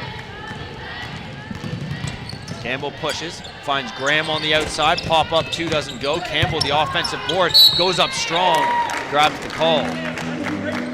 And I'll tell you this, Madison Campbell, a lot of players probably wouldn't be doing what she's doing now, still going at it, still taking the shots that she's been taking and driving the hoop, but she's stuck with it, so it shows you that I don't think this game's going to matter much to her, the missed opportunities. She'll look back on it, she'll probably not want to remember it much, but I think she'll use it as fuel going forward, hopefully. Yeah, she'll clean the slate of this game in her memory for sure. She'll be back. And she's She'll have still another 25, 30-point game. She's guaranteed. still already hit the 20-point mark in this game. So it's not like we're saying she's not scoring. She's just had to use a lot more shots than she'd probably prefer to get there. After making the second from the line, Shannon O'Neill subbed in for Sam Pockernick. Jasmina Kucic inbounds to Monica Batnick. Batnick up the court, working to her right now against Basso. Pass to Kucic, went right by her, and the missed opportunity, a turnover from the Mountaineers. Unlucky play, but that's good defense by Lambton, knowing who the ball is going to go to is the person that's hot right now. You got to keep defense close to her. Don't let her get within an arm's reach. Campbell cuts through with speed. She goes right to the hoop, but a good hand by Batnick, and that deflection will pull it out of bounds for a inbound pass from the Lions now. Gottlier's pass, though, flies right through, and it's going to be inbounded by the Mountaineers now from the baseline after that quick turnover. Carissa Brown inbounds. Batnick takes it up court. O'Neill to Brown. Top of the key, she swings right in across the baseline. That one just wouldn't go in for her. O'Neill stays with it, earns the board. Her pass off a leg from Campbell. And as you hear from the bench, Dave Elsley, couldn't have said it better myself. They are not matching up after a ball goes up in the air. And that has been the biggest mistake. Open white jerseys, flying around and getting easy second chance opportunities. From the key, in that kick out works perfectly as Kucic finds O'Neill, and her 3 is drilled. Yeah, O'Neill's been really trying to get that three-pointer going tonight. Finally got one going, 1 for 9 now. Maybe she'll heat up from there. Campbell swatted away underneath Batnick. Loose ball doesn't fall on the open jumper from Fleischer. Kucic the board, and up they come. Carissa Brown working now right to left. Lost the ball, but Batnick picks up the loose. Finds the corner to Johns. Now a great find of Brown, but unable to finish. O'Neal another offensive board. Now Johns spinning and finishes with the left hand. Wow. You said it there. What a spin. She wanted the stat. She wanted the stat there. She had the assist, but it got missed, and then she just did it herself. She said, that's enough. I think I can score on my own. Take another look. Look at that. Brilliance. What skill on the left hand from Hunter Johns. And right back at it. Down low, Fleischer blocked away by Batnick. And we will see a foul called, unfortunately, on Monica Batnick for that foul. She got a forearm touch there of Fleischer, who sent her to the line, and some substitutions by the Mountaineers. Lead has been stretched to 25.72-47. 5:54 to go, fourth quarter of play here.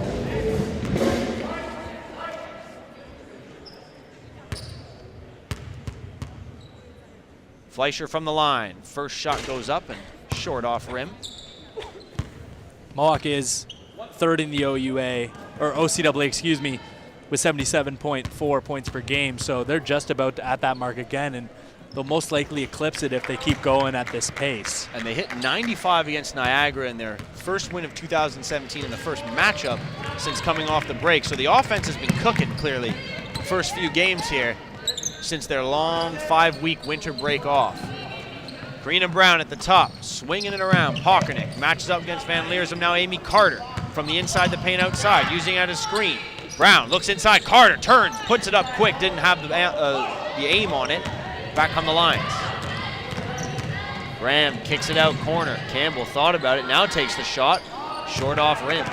Great positioning by Shannon O'Neal on the offensive boards and defensive boards. She just always seems to be in the right spot at the right time. And for a guard, she has quite a few boards, especially in tonight's game. There's Pockernick, couldn't handle that pass. The other way, Van Leersum, good step around move to finish high off glass. The one thing the coaches teach you there for O'Neal, don't foul. Don't give him the easy three-point play. Just let it go. And on that one, nothing really Shannon could do, especially with the height difference. Karina Brown. The Mountaineers cut to the basket. First time we're getting to see Danielle Datskew on the floor, and she rips the ball out of Fleischer's hands there. Some good aggressive play. Unfortunately, the jump ball goes in possession of the Lions. We give credit. Like you said, a lot of these Lions have been on the court for most of this game. We've barely seen Van Leersum leave it. We've barely seen Madison Campbell and Christine Fleischer, their top 3 players, ever leaving the court. So they have definitely gone above and beyond in their minutes, trying to keep the Lions in this one. And that one missed by Van Leersum on the drive. Pockernick grabs the board, but the battle by Van Leersum wins them the possession. If not, I might think they called Pockernick out of bounds. She lied down or was knocked to the court on her back. Yeah, a lot of physical play going on there. And like you said, though, lots of physical play, but no anxiety or extracurricular activities, if you want to call it, after the whistle is gone. So these two teams have been pretty fair about it. As there's a hand foul. Carter went up with Van Leersum. She'll draw the call going to the line. Well, some definite ice baths for the legs tonight of the Lions. The Mountaineers have gone deep into the bench. They look fresh, and they are definitely making it count. 72-50 they lead. Well on their way to an 8th victory on the season, and they would improve to 8-3 if they're able to close this one out. Good shot there from Van Leersum as she makes both from the line, and now 72-51. The lead is 21. Pockernick, Danielle Datskew. Here is our first look at Lauren Dubois from the corner. Her pass doesn't go. Stolen, Madison Campbell. Back the other way, Campbell tried to put it up through the hands of Brown, who didn't move. Got her own rebound, but couldn't finish. Pockernick slowly but surely up the court. 3 rookies on the court right now. Amy Carter, Danielle Datskew, both with us for the entire year. And Lauren Dubois, the most fresh player, has not even been a part of the squad for more than just tonight's game. She gets to hit the court for the first time, but now Carter will come off and take a seat. And Jasmina Kucic will get some minutes with 3:56 to play here in the 4th. Mohawk really good showing on both the offensive and defensive ends. They left some stuff to be desired, but they've just been playing up to their opponents. And there's a good drive from Van Leersum. Lauren able to finish with the right hand. She's had a pretty solid night. And the three main players for the Lions have shown up, just haven't had the defensive kind of quality night they needed to shut down this Mountaineer offense. Kucic inside, back to Dunlop. Thought about going up with her first shot, does not. Pockernick now, using her as a screen. Pops the three, and just a little strong. Down low, ball battled by Datsku and Van Leersum, and eventually Pockernick and Van Leersum end up on the floor. A little wry smile from either. I don't think they meant any harm by it. But that's been how it's been tonight. A lot of ball battles, loose ball battles. These two teams have given it their all, but Mohawk is definitely winning most of these battles. And a good little ring in there from the rock band in the corner. Kind of setting the mood there. Kucic on the inbounds, tripped up, but no call. Shot clock violation. And what we're seeing here is we got 2 calls, and Dave Elsley was a little confused. He thought a foul call, I think, was being made, and in the end, it was a shot clock violation. The referee had pointed it. So maybe Dave just jumping the gun a bit there, but I don't think he understood there, and neither did we at the time, so understandable, the confusion. The big confusion with the shot clock here is, as I said earlier in the game, is there's no decimal point. Exactly. Which means a lot. If it's 2.2, it looks like 22, so and I think very for different. Elsley, I think that's what he was arguing, was how much time was actually up. Fleischer turning, trying to get that shot off. Looked for the foul, didn't get it. Just picked up her own loose ball. At least she didn't use the up and down there. Graham working on O'Neill, turns to the left hand and finishes strong. That was a nice finish. Not seen Lindsey Graham with that tonight much, but she gets herself an easy bucket there. Yeah, terrific post hard move. Bucket. Terrific post move. Johns thought about the shot, now takes it after some hesitation and pops out. That's cute, lost it. Pockernick picks up the loose ball. Van Leersum tries to give chase. Pockernick just running out to the top, now dragging herself back. Nice little give and go feed, and Johns just off back rim. Brown, back to Johns at the top, swing it. O'Neill thought about it, now the drive past Graham and high off glass, does not go. Van Leersum lost it, now Pockernick, little jumper, does not go as well. Loose ball for Johns. Now Datsku right back up with the left hand and the foul. And you get that many chances, something eventually has to go your way. Exactly, Nick. It seemed if there was a stat for 5th chance points, we probably have that the yeah. first one there. Definitely. There was 5 different opportunities for Mohawk there, but they just kept swooping up and getting the rebound. And now Datsku will go to the line for 2. We're going to see Christina Graham hit the court, number 31 for the first time, and number 34. We do not have her listed, but I believe that could be Sarah Williams or Chelsea Wagner, who are 33 and 35, so we're not 100% sure. But the Lions with 2 new substitutes who probably could have been used a lot earlier in this one, considering the deficit now, but with 2:08 to play, getting some fresh legs, a little time here at the end of this one. Lane violation there called. Because in college basketball, you have to go off the rim. You cannot go off the shot. And now, some talk about the shot clock. As you said, this shot clock has given some people some issues here tonight for the Mountaineer staff, as well as the Lambton Lions, and even the staff that works here alongside us, doing their best, but things maybe not so clear for everyone. It's the first game of a new semester. Got some new people rocking. So, 2:08 to go. Datsku just awaiting, and now they will allow the substitution to come on. That's Morgan Campbell on for Lindsey Graham. So a little bit of confusion, but we'll get the second free throw up and underway, and it does not go. Rebound battled and won by Madison Campbell. Lions coming forward. Fleischer over half. Almost lost the handle. It's swatted away by Pockernick, but out of bounds. Yeah, very interesting end to this game so far. Not a lot going on offensively for both. Mohawk's been at 72 for quite some while now, ever since I said that they've been averaging 77.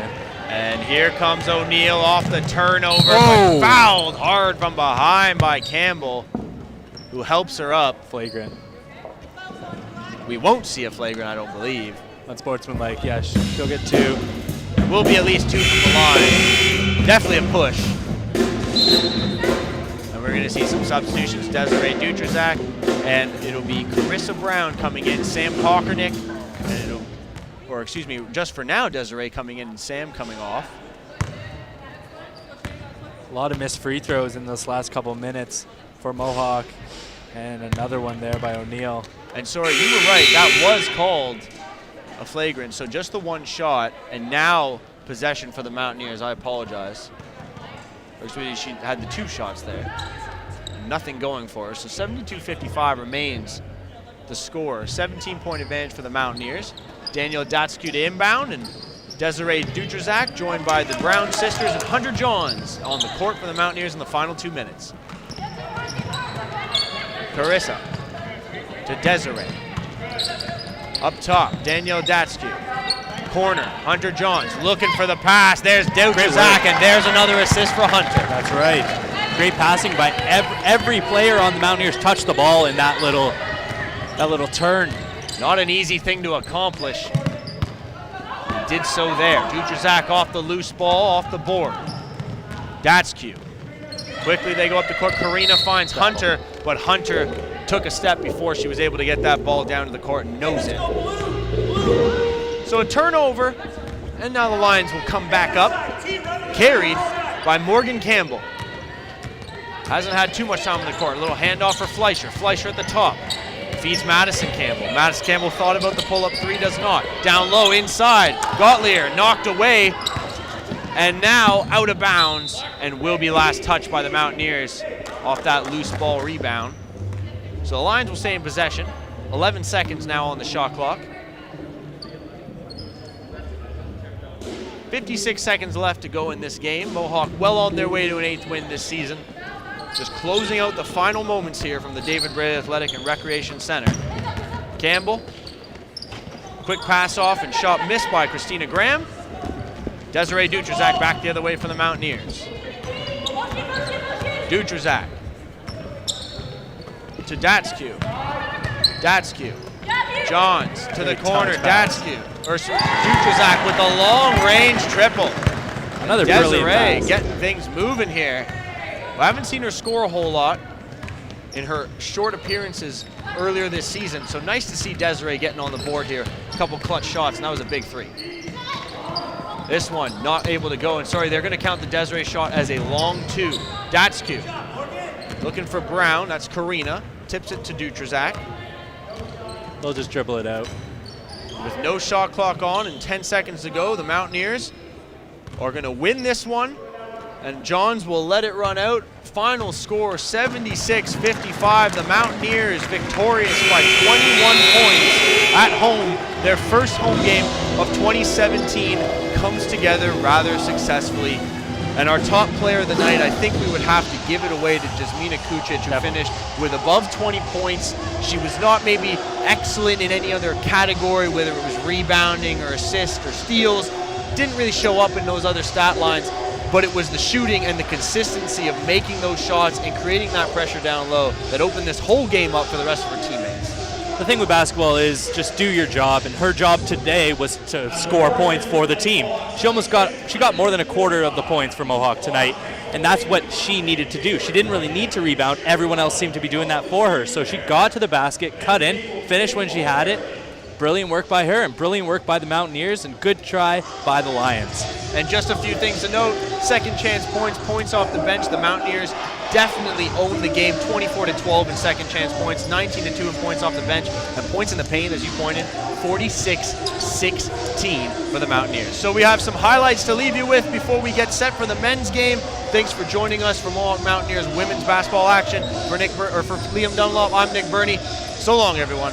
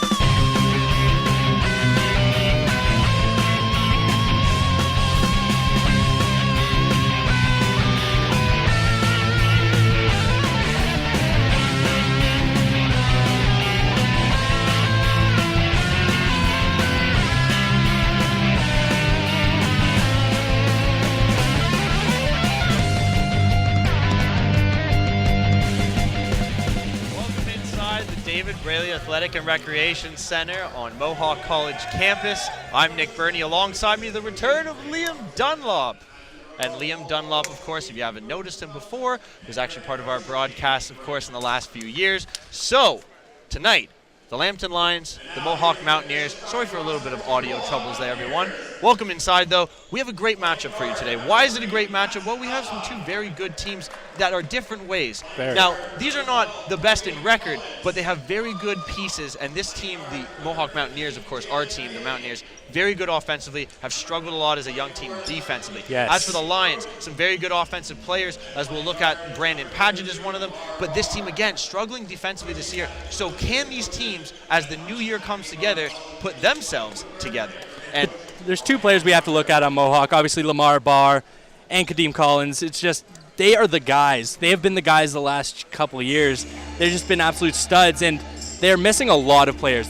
I was just talking to Lamar Barr before the game, and he said they're only playing about 7-8 players. So as we were talking about before the game, Lambton needs to run the ball.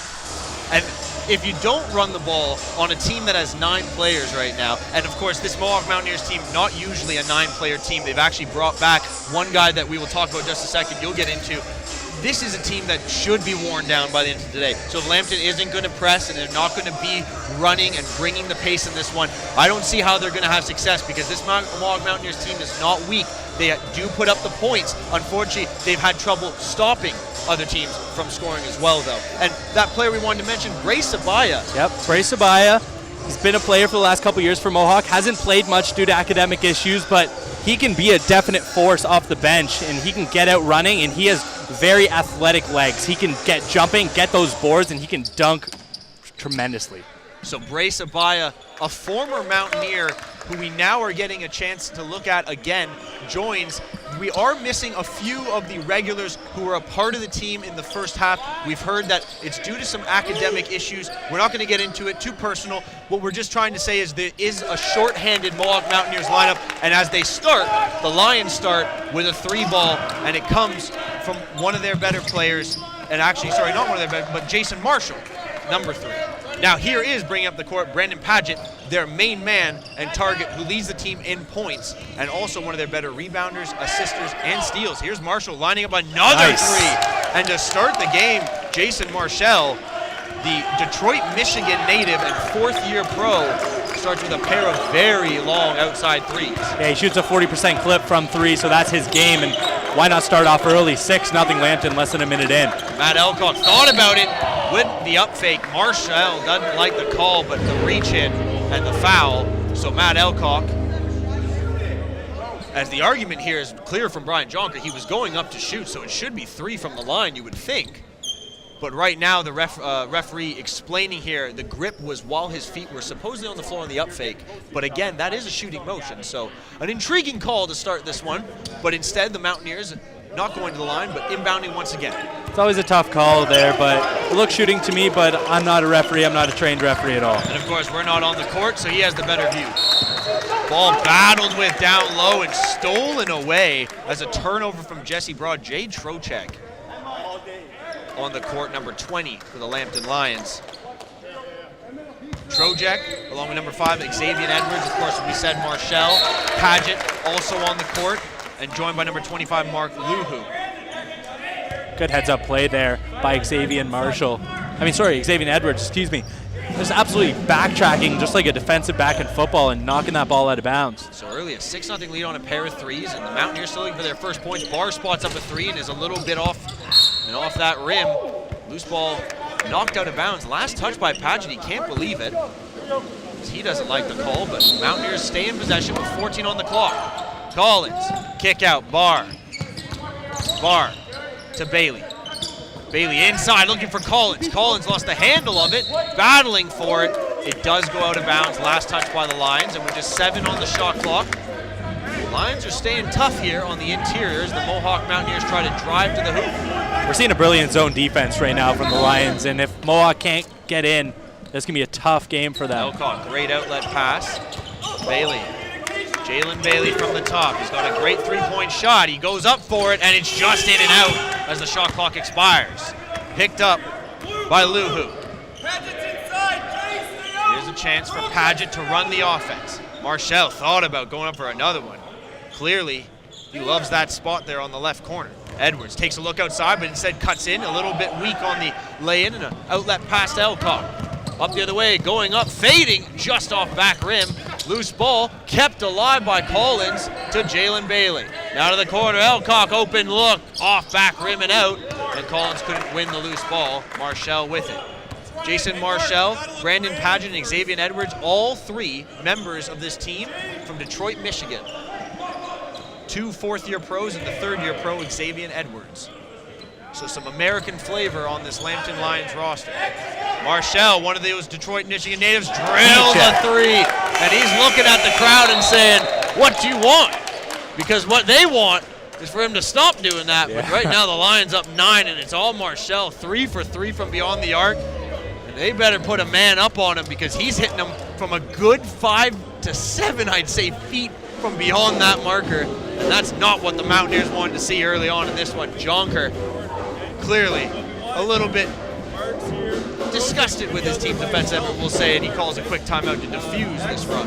Yeah, Lambton definitely looked at the roster and the stat sheets of Mohawk. They do allow the 17th best three-point percentage by their opponents, which isn't good in an OCAA, which only has about 24 teams in it. So if Marshall can stay hot, he almost already has 10 points, and we're not even 3 minutes into this game. Brilliant work by him, and he knew that last one went in. He already turned around before. That's what I was saying. Yeah, not that he was doing anything. When I said that he was looking at the crowd, he wasn't saying anything wrong. He's just a little bit of a, sometimes you need to build your teammates up, build a little bit of the confidence. And this is a Lambton Lions team. Let's not forget that they are 2-7. They have not had success this year. They have had a real rough go of things. So this start for them, and I think that just that motion he's showing is just that release, that after all the pain and suffering of this early season, finally maybe a little something clicking early on here against a pretty solid Mountaineer team. Barr, long-range 3, wanted the foul call as he fell to the ground. Paget grabs the board. And to speak, Brandon Paget hasn't even been heard from yet. Marshall thinking about it in front of Bailey. Here's a cut from Luhu to the rim, falling. His shot goes off rim and out. Bailey the other way. Across, it's Elcock. Quick spot up 3. Got it. Finally, Mountaineers on the board. Elcock, very streaky three-point shooter, so if he can match tit for tat with Marshall. And the thing about Elcock, 23 points in the last game in the loss to the Niagara Knights. Now, they got 109 points for it. Unfortunately, they gave him 128 in the loss. And never good, of course, as you mentioned. And there, a travel on Paget. He did not like the call. But at the same time, the offense has been there for Elcock in such inconsistent manner, as you said. He's had a really good year when you pull it all together, considering he's a rookie. But we expected a little bit more with his preseason 25 average a game over the first 3 games in the preseason, and then starting off with 20-point nights. But he's had a 7, a 8-point night, a 4-point night here and there in those last 5 games. So with Elcock, you're just hoping that last game against Niagara was the way 2017 will hopefully go consistently. 20-point nights is what he can provide. That's right. Collins to Elcock. Jesse Broad, the Australian. Inside, Barr, kick out. Jordan Martin, who's got some handles like skip to my Lou, Ray for Alston is what I like to always say. Barr tips it, but last touch by the Mountaineers. And I know you haven't gotten to see a whole lot of Jordan Martin, but if you do get to see him tonight, you will get to see a few of those handles showing off. He is quite the dribbler. Very excited to see. And I think Mohawk's trying to force the 3 a little too much now that they've seen Marshall. They got to work it inside to Broad and those players. But they don't have that many bigs. That's what's scary. Their tallest guy is about 6'6", 6'5", and that's not a big team in the OCAA. True Jack down low, the biggest on the court right now off both for both sides. Drawing the foul, go to the line shooting 2. Jay Trojek, excuse me, not True Jack. The Windsor, Ontario native. The rookie, 6'6" forward. Very efficient from the line. So 12-3, early lead for Lambton. Cutting in, Collins gets the call as he goes up strong to the hoop. And excuse me, the score 11-3, not 12. But like you said, forcing the three-pointer early, finally we see someone cutting to the rack for those easy points. And an interesting call by the band to go with the old jazzy tune after Cream Collins hits the line, maybe helping him smooth his way through 2 free throws here. Cream very nice from the free throw line this year, just under 80% there, which is obviously a good clip to shoot in the OCAA level. Misses the second one, but misses Barr's on the there. second, but as you said, Bar right there, then Cream there, and well, that's going to work out in favor of the Mountaineers. We'll get another 2 shots. It looks like Cream's going to go right back and get a chance to make these 2. Barr's holding that right leg, and that's one of the guys you do not want out, averaging 15.6 points per game. He is the highest scorer, 1 points per game on the team, and second, I believe, in rebounding, or one of the top rebounders, at least of the players who are left on the roster for tonight's game, considering the recent roster changes. From the line, Collins now 2 of 3 after making the first here. Keep an eye on Barr in that right leg, and Collins makes both, so the lead is 5, 11-6. And on the court, Frank Benet, the Paris, France native, one of the few international players you'll see in his 3rd year from Paris, France, number 24. There's a Martin catch-up that I thought was going to turn into a terrific play. He almost ran right into our cameraman. Great job holding in there under the hoop. And almost a great effort by Martin to keep that in. One of the things I've noticed is James Grant, the head coach for the Lambton College Lions, has been very active up and down the bench, very vocal to his team, trying to implement this is every possession matters, no lead is safe. Back to the point, dipped inside to Benet. Now back up top, it's Hawley. Hawley, number 2, with a long-range 3 pops out, and there's Barr leaping over everyone. I would say so. Yeah. Elcock from Collins, back to Collins. Off his foot it popped, loose ball, and Hawley picked it up. Collins still battling with him, but Hawley finds Paget. Paget trying to cut through 4 guys, lost the handle, but drew the foul. Interesting move by Paget, kind of ran himself into a crowd there, but worked out for the leading scorer for the Lambton Lions. Yeah, Paget went down originally to the States, to Lesley College in Boston. Went down there, tried to play. You never know what happens, but now he's here at Lambton College, and they love him. And he has been their best player, hands down. But in this one, the man to keep an eye on thus far has been him and Marshall. Jason Marshall, another Detroit, Michigan native and 4th-year pro as well. One of his last or late years here in college. Elcock pull-up 3 does not go, was in and out. And there's the Frenchman, Frank Benet, the 6'4" forward coming down the board. Marshall slowly drags it forward. Rightfully, his number is 3. That's what he seems to do best. Spot up from beyond. Hawley almost lost the grip on that pass. They're looking to set up Paget inside, but he's working against Martin. There's a little dink pass for him. On the cut from Benet, he wanted that little drop pass, and it did not come to fruition. A little too much action there by Lambton on the offensive end. A little bit of confusion as well. Tried to go to get the handoff pass, but dropped it right at the feet. Broad now to the corner on the swing around. Martin, 3 does not go, and they've been close, but they're not falling for the Mountaineers early. They need to start driving. Have to follow your shot as well. Got to go get those offensive rebounds if it's a miss. Paget, great move, spin, turn around, does not go, a little short. You can see the skill he provides off the dribble. He will be someone to handle or to keep an eye on, and you do not want to have to deal with handling him as he gets harder through the game. So hopefully the Mountaineers can keep him at this pace, but still trailing by 6 early. Mossie's surprised that they haven't gone into Xavier Edwards. As we can both see, he's a very big man, physically built, and posing on that defensive and offensive end. Martin down to Elcock on the handoff. He drives, he cuts in. Barr on the nice little feed. That's the passing the Mountaineers are known for. Yeah, good work there by Broad. Cutting in, just handing it off to the cutting bar. Brilliant. Take another look at that.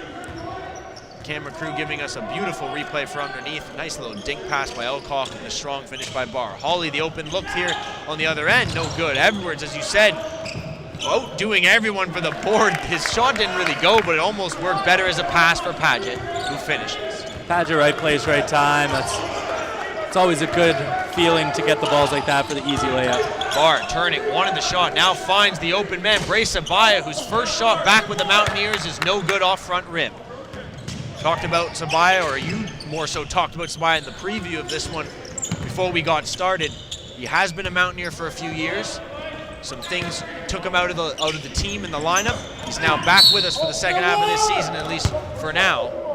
He can be an impact player as they're driving to the hoop, getting it to go, and they're gonna say, I believe, that foul was on the floor, and they'll drag that ball back out of bounds. Yeah, Paget really did want the end one there. You heard him yell it, but not gonna happen on that one.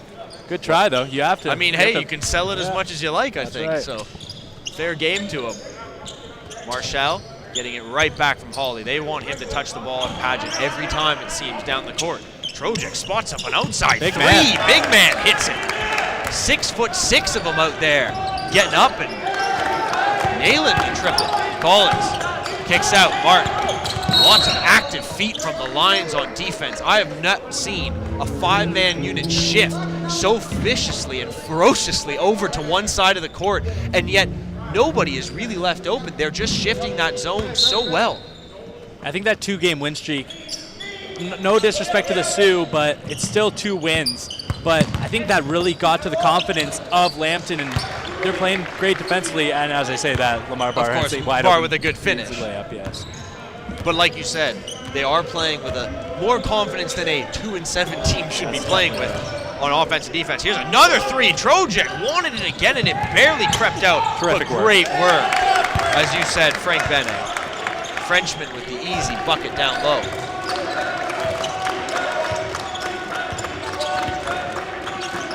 Inside Barr. At the free throw line, he wants it. Looks outside for Martin. Martin with a little drive and runner outside the lane, doesn't go. Paget wanted to push, and he'll slow it right down here. And Martin able to steal it. A little bit of a flimsy play by Paget. Nice little lead off for Collins. Great step to the hoop, but he didn't have enough. Elcock going up under the pressure and draws the foul on Trojek. And Paget, you can see, very disappointed with himself. And he even told the referee that's exactly what he was doing as he saw the ref give him a little look. Yeah, he's like, I don't think so. Don't be doing that at me. I'll tee you up right now. Paget's smart to at least let him know that it was all on himself there, but he's got to keep it in line. One thing, though, if Paget is not starting on the best on the offensive end and Lambton's got 19 points with 2 minutes to go, this is a worrisome storyline for the Mohawk Mountaineers. This was the guy for them scoring points, and if he's not scoring and they're still doing well, the Mountaineers are in tough tonight. Elcock's second rims out. 8-point deficit. 2 minutes to play first quarter. Nick Burney, Liam Dunlop along with you. David Braley Athletic and Recreation Center. Marshall started the game with 3 threes. Hasn't taken another shot since. This is Usman Kroma off the bench for the first time. Kitchener. There's Paget. Shot clock running out. He leaned in for the foul and it went off backboard, so it is a shot clock violation. Great job by Jordan Martin to get out of the way there as he could see Paget leaning in there. Definitely. Made sure his body was not going to be able to give away those free shots.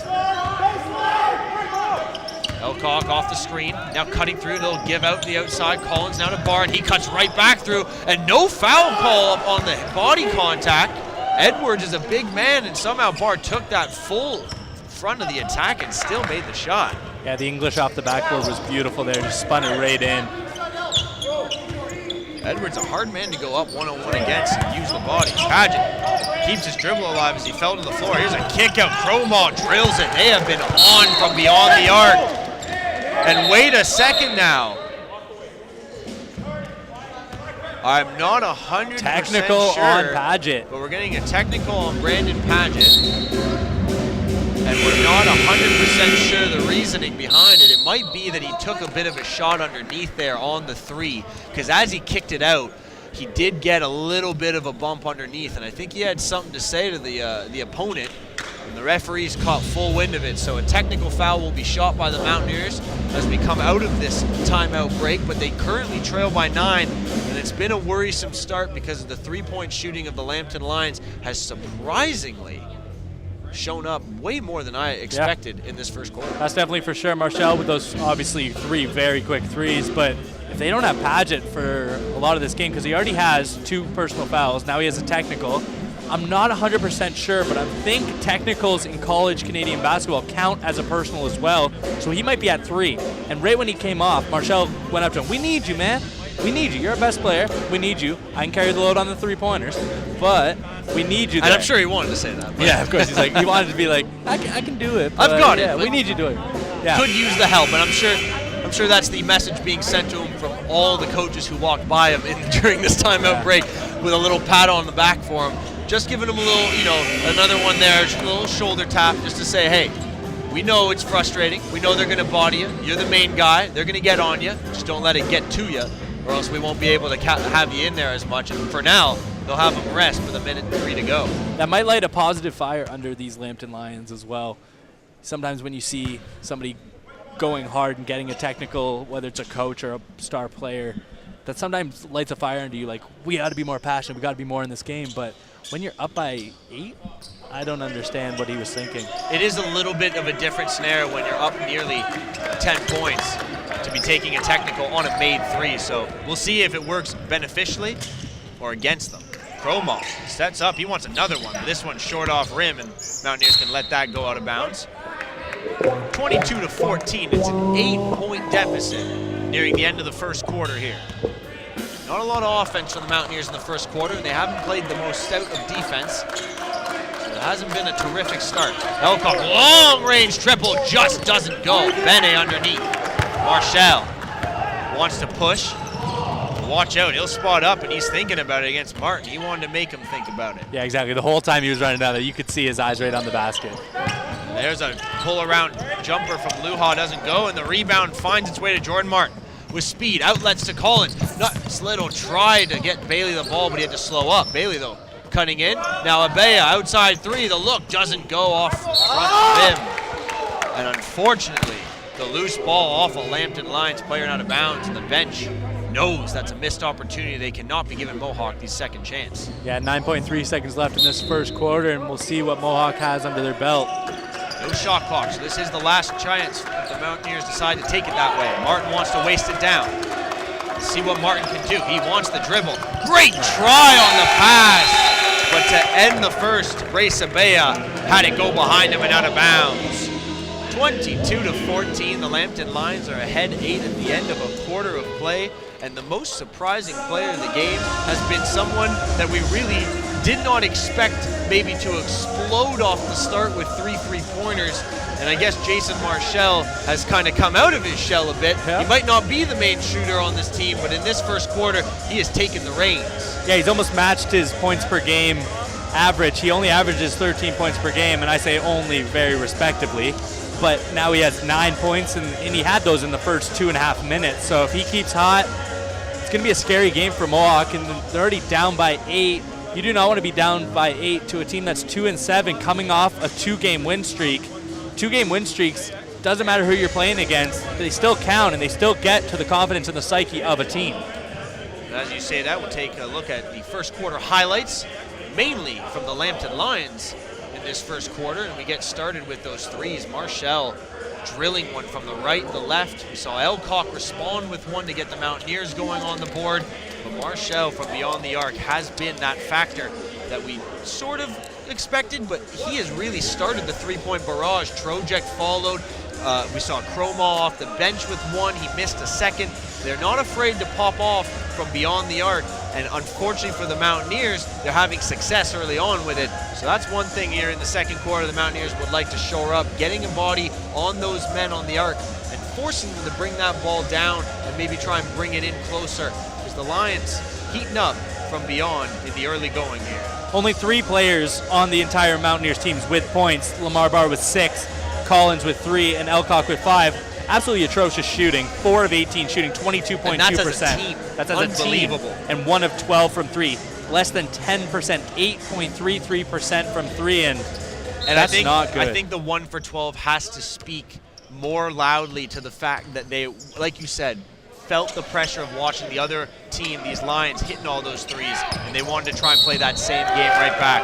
Cromall with a push-off on the opening drive here. We saw Marshall miss that 3, but it won't count, and it won't matter. Possession going the way of the Mountaineers early, a good turnover forced by some tough defense. I really like what I'm seeing from Jordan Martin. As you were talking about, he does have great hands, but defensively, he's been absolutely stout. These guys are really fast on Lambton, these guards, and he's keeping up with them tit for tat. And Martin, great foot speed. Question has been his head. Where is it in the game at all times? He can be a little bit too razzle-dazzle sometimes, they say. Tonight he's been focused, playing some real good spot up D, but guess who? Marshall trying for another 3, first miss. Sabaya the board. Sometimes getting those 3 early threes can be a downfall as well. Now you're expecting every time you touch the ball to shoot, and that could hurt your actual basketball game. And it also might hurt some of his teammates who might be expecting him to take that shot more often than not. Bailey wants that shot. From the corner, you can book it. Jalen Bailey, who is one of the better Mohawk shooters from beyond the arc at times. He's had some rough spots in games this year. He had a 1 for 13 from beyond the arc, but when he's popping, he can go 5 or 6 as he's had in the game before earlier this year. Martin to Jalen Bailey. Bailey on the inside, lost. Cromall picks it up. Now Marshall up the side. Paget with a spin move, drops a little runner in the lane like it's nothing. Paget absolutely beautiful, as you said, right on the baseline. Absolutely disgusting spin moving with the teardrop. Martin at the top, little ball fake, and now Collins looks at Bailey. Bailey wants that corner pass. A little bit too easy to read though. There's a down low opportunity. Broad barely kept it in. Shot goes up and Martin drills it. 3-pointer Jordan Martin. A lot of flashy passing going on by Mohawk that I'm not particularly liking, all these no-look passes and stuff. I know it throws the defender off, and as we go. Here we go, Jordan Martin with the steal, and he goes right to the basket with speed, but couldn't finish. Back the other way, Cromall wants to rush it to Paget. Takes the open 3, short. Paget has not gotten himself into this game yet offensively. Martin takes the football feed and makes it count. That could have been basket interference. And they wanted that call. Collins went up and touched the bottom of the net, but they won't get it. Cromall from the corner, bucket. Cromall, he's a spot-up 3-point shooter if I've ever seen one. He hasn't taken a single shot except from outside on a catch and shoot. Here's Bailey trying to respond, and it's off rim and out. And again, the Mountaineers falling into that 3-point battle. Do not want to be matching with a team like this in the 3-point category. Lions ahead 5. Paget at the top, inside, Edwards. Kick out. That's Humby. Humby is fouled as he went up. Humby's gonna go to the line. The pump fake gave it to him there. That was a beautiful pump fake. He did have the open shot, but why not get the pump fake, go to the line, where he seems to be very comfortable at times. Mitch Humby, 6'4" Sarnia native, second year with the Lambton College Lions. Coming off the bench tonight. Frank Bene ready to check in. We had Mark Luhu who just checked in. And Humby unable to make the second off front rim. Here's Bailey with the board. 6-point deficit. They have cut it down. Bailey working on Marshall, lost the ball out of bounds, but they say it went off a hand. And oh boy, referee, I thought was going to get. There it goes. Oh, now we have a change. It will be Lambton possession. That's why you have 3 refs on the court. Very good call. And originally when I saw the ref move, I thought with a few yells there from the Lambton players, we could have ourselves another technical because things have been a little heated from them emotionally. They want every call to go their way, and of course every team does, so a pretty emotional team here. Frank Bene can't make that shot count though. Collins coming back up the other way. Hand off to Elcock. Thought about it. Now he'll take the corner 3 and just off rim and out. Paget grabs the board and will slowly make his way up court. Yeah, I like Elcock's shot a lot better when he's actually stagnant, not when he's moving a little bit to the right or the left. When he has that wide open shot, that's normally going in. But when he forces it, that's where he has troubles. And very He wanted that first shot, I think, but that pump fake took him a little out of it, gave him a little too much motion. Marshall pretty much just trying to get the ball off there. As a shot from Luhu does not go, but a turnover from Barr. He knew it, and Marshall spots up a three, no good. Luhu the board, Paget the easy two. That was terrific from the Lions. I'm not sure what happened there. Barr just seemed to just give it away so easily. I think he did not want to make the pass, tried so bad to hold his arms back from throwing it away. He just had that ball slip out of his grip. Paget the steal, full lane, Paget to the hoop, you wanted laying it in. I wanted some heat. Looked like he was taking a couple steps to go up strong, but either way, the finish. Collins on the inside, and Edwards called him the foul. He gives a long look at the referee. He figured he had set his feet properly and gotten in front of his man. But it will be an inbounds for the Mountaineers with 18 on the shot clock. But first, the Mountaineers the Lambton Lions will call a timeout. 32-22, they have the advantage midway through the second quarter. 5:46 still on the clock to play.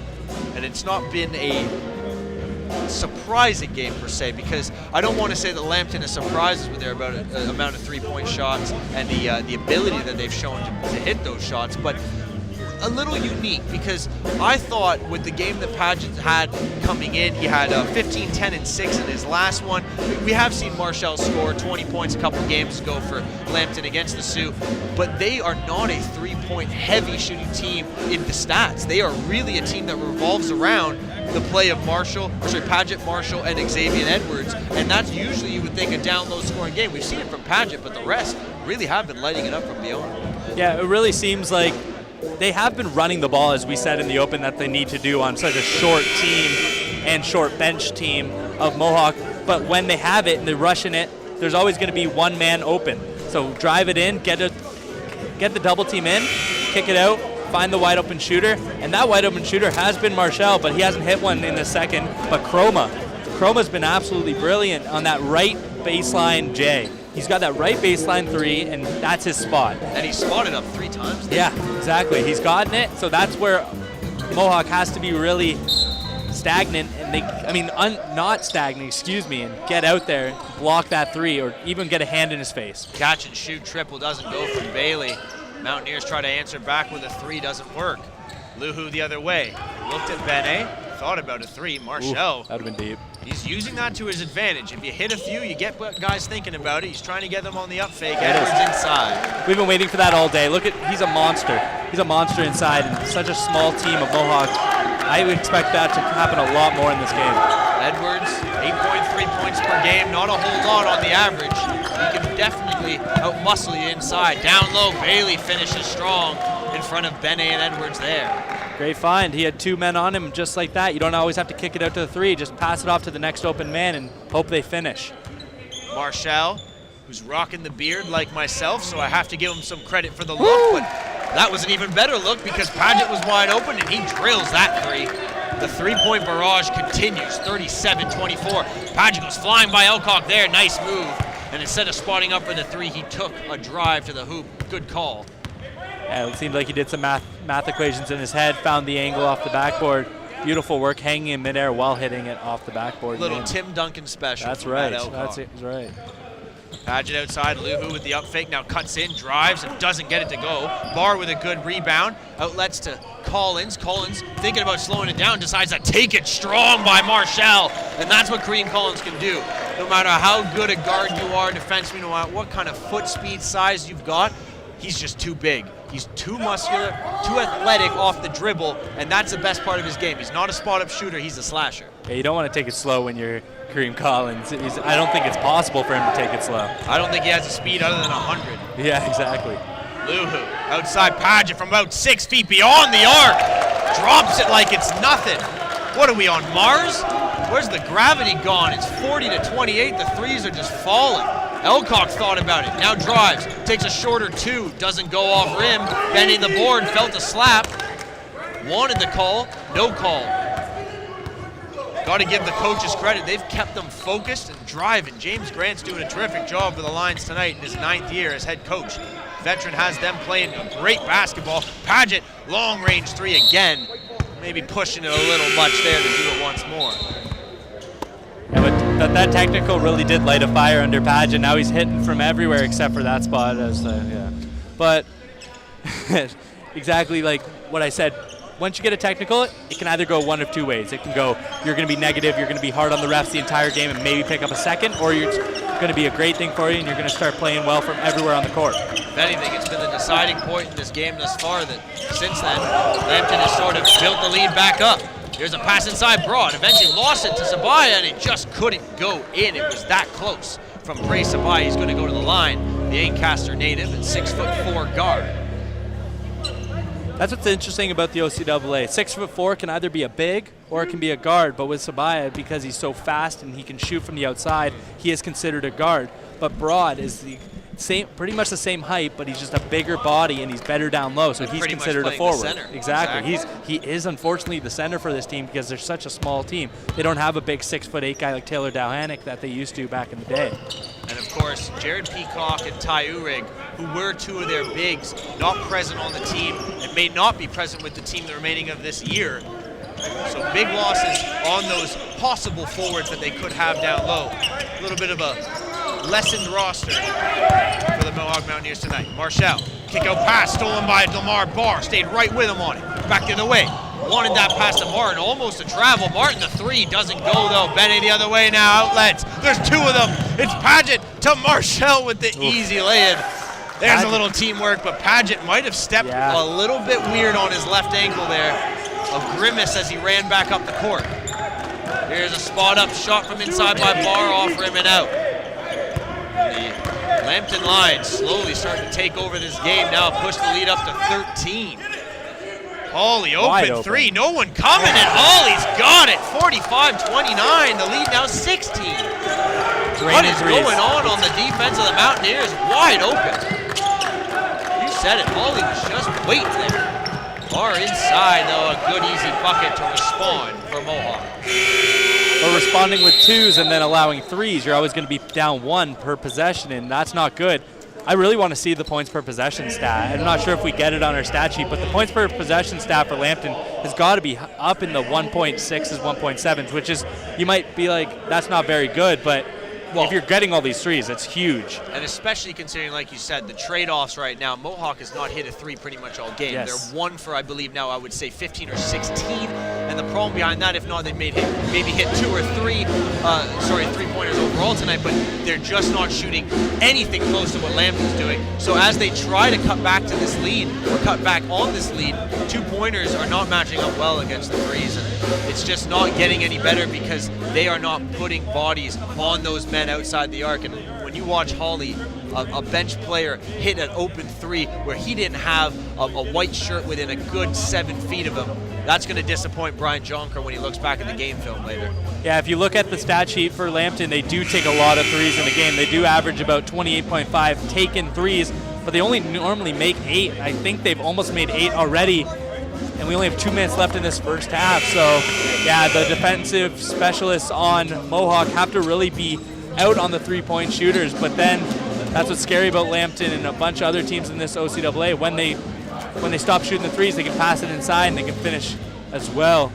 So it just depends on what Lambton feels like doing on the offensive end right now, and it all seems to be working. And the weirdest part, they have a much larger lineup than the Mohawk Mountaineers, and they really haven't used that as their big advantage. They have just gone with the shot. The size has not been as big a factor for Lambton, but they have used it to their advantage on the defensive end, keeping Mohawk from easy buckets for the most part in the paint. Hawley now double team. That's the defense Jonker likes, forcing almost a turnover, just off a Mountaineer last. And that is a complete change, 180 from the last possession defensively. Much more aggressive play, much more lively action defensively from the Mountaineers. Here's a spot-up three. Paget just off rim, off the top of the backboard, so out of play. 14-point deficit with 1:34 left. Mountaineers trying to cut it down before the halftime whistle. I think without a lot of those ISO plays, Lambton could be up by a lot more than they are. A lot of players are just making an ISO play for themselves and jacking up the deep three, and it hasn't been working. And that's the thing that's kept Mohawk in this game, because they have not had a lot of success like that on the offensive end as Lamar Barr finishes an easy bucket. Pass ahead though, here's an easy bucket, but Edwards couldn't hunt it down. Paget a little far and he knows it. Puts his palms on his head and realizes an easy bucket was at hand there. And like you said, Lambton has had so much success tonight, but there could have been so much more, and this really could be a 55-33 lead if not for some key mistakes and missed opportunities on the offensive end. And here's Sabaya just off rim and out. Mountaineers have missed their fair share of shots too. Yeah, Sabaya needs to see the basket go, and he just needs to step more inside and try to find a shot in there before he keeps jacking up threes. And we've seen quite a few Mountaineers, unfortunately, following the path of Sabaya. There's an offensive foul, or excuse me, no, a travel, call, as they worked into the top of the key. And that violation is a turnover, so the Mountaineers, with under a minute to play, can cut into this 12-point deficit now, trying to bring it under maybe double digits before the end of the first half. Collins, inside pass, Barr off the bounce. He wants the easy buckets, the right way to go, but no foul. And now last touch by a Mountaineer. So a turnover back the other way come the Lions now with Luhu, to inbound. He goes cross court to Paget. The one thing I'll say about Brandon Paget, he brings a quiet confidence to him. He's an emotional player, but as much as he's shown his emotion in the first half, he's shown a very calming influence on the offensive end. That's one thing the Mountaineers haven't shown. Marshall, spin around jumper, just will not fall. Somehow, Sabaya loses the ball. Luhu upside with the quick behind the back lay and does not go. Now last chance for the Mountaineers. 10 seconds on the shot. Martin cares, much like the end of the first quarter, but his pass is turned over. Bennett up court. Bennett, Paget, shot, does not go. He kind of threw it up there on an awkward angle, but I'll tell you, Brandon Paget, Jason Marshall have put together quite a first half, and the Lambton Lions are 45-33 leaders by 12 at the end of one. And if you're the Mohawk Mountaineers, one thing to take from that first half has been a very disappointing, options that they've given themselves offensively. They really have set themselves up for the three-point game, trying to battle back and match, and that's just not the way they usually play offense. Well, we're going to take it at halftime with a highlight package of some of the more highlight-worthy moments, of the first half, and unfortunately filled up with Lions highlights and quite a lot of three-point shooting.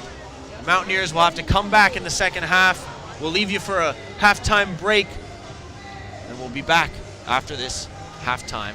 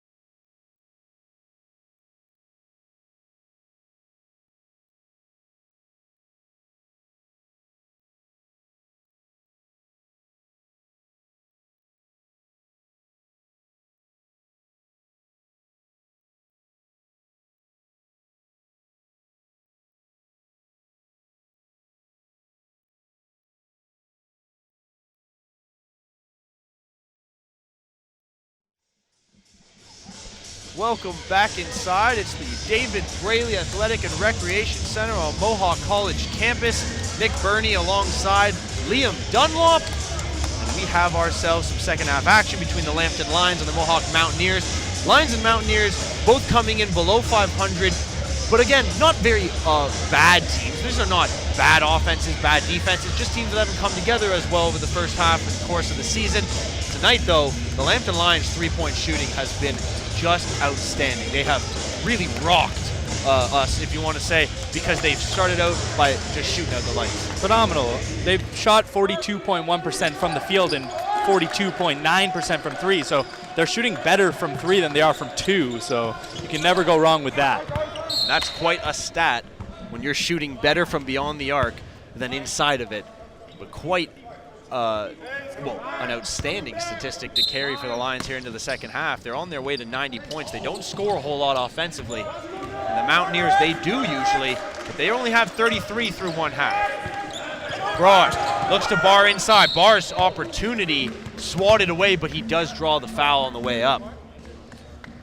Still looks like he's holding that right knee, which we were talking about earlier when he pulled up lame, so we definitely have to keep an eye on that. He has been massaging it a lot. Yeah, that would not be a good thing for Mohawk throughout the rest of the season. They're already on a 4-game losing streak, and they're down to only 9 men on the roster.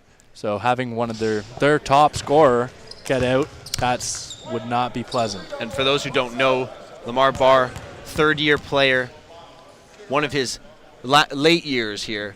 So it would be tough on a player like that to lose a lot of time in the season. So hopefully, just an itch, maybe just a little bit of a knack, but hopefully nothing too serious. Here's Marshall.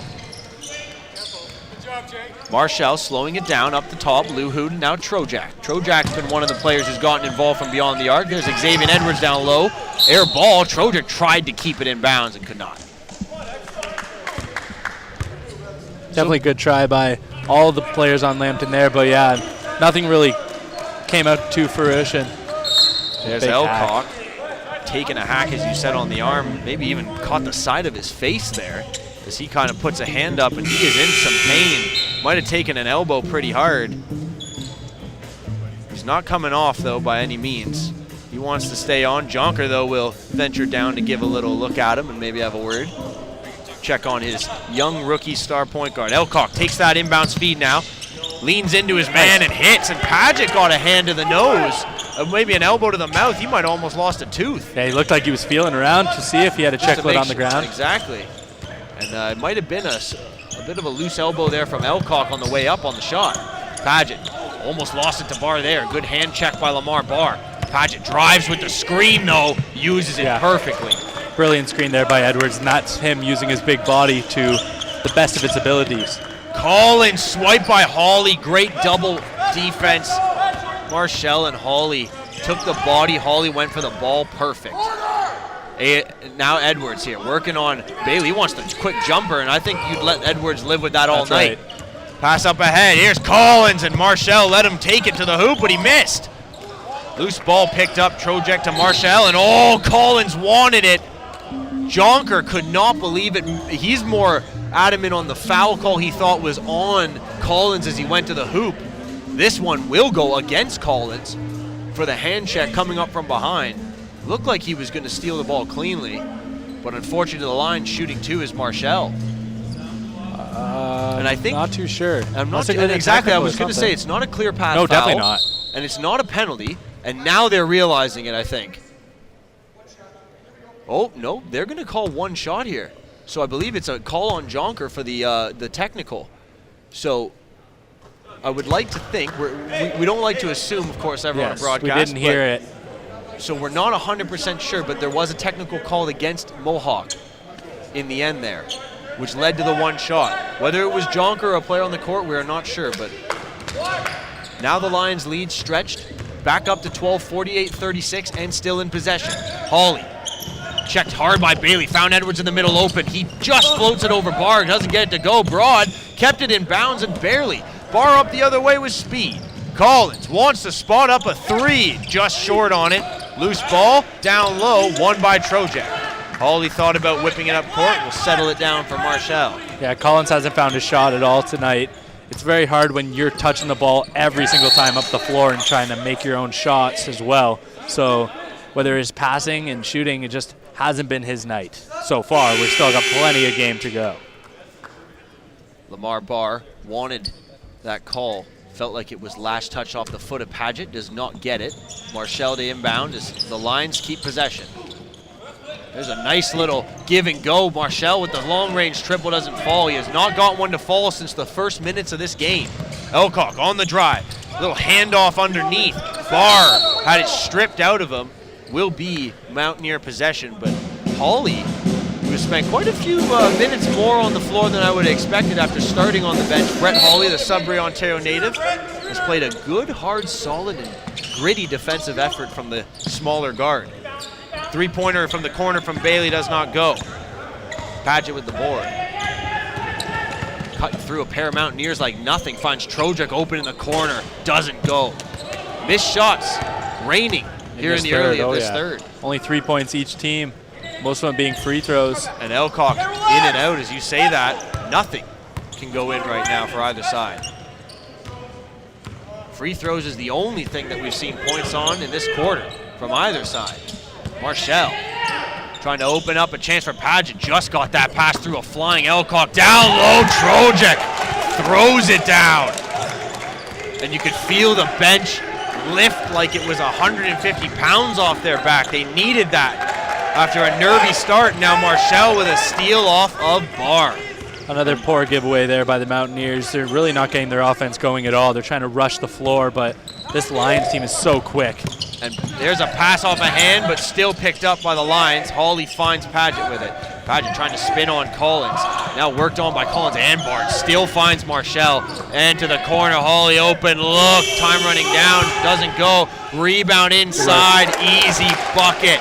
Bene, the Frenchman, with a nice struggling two.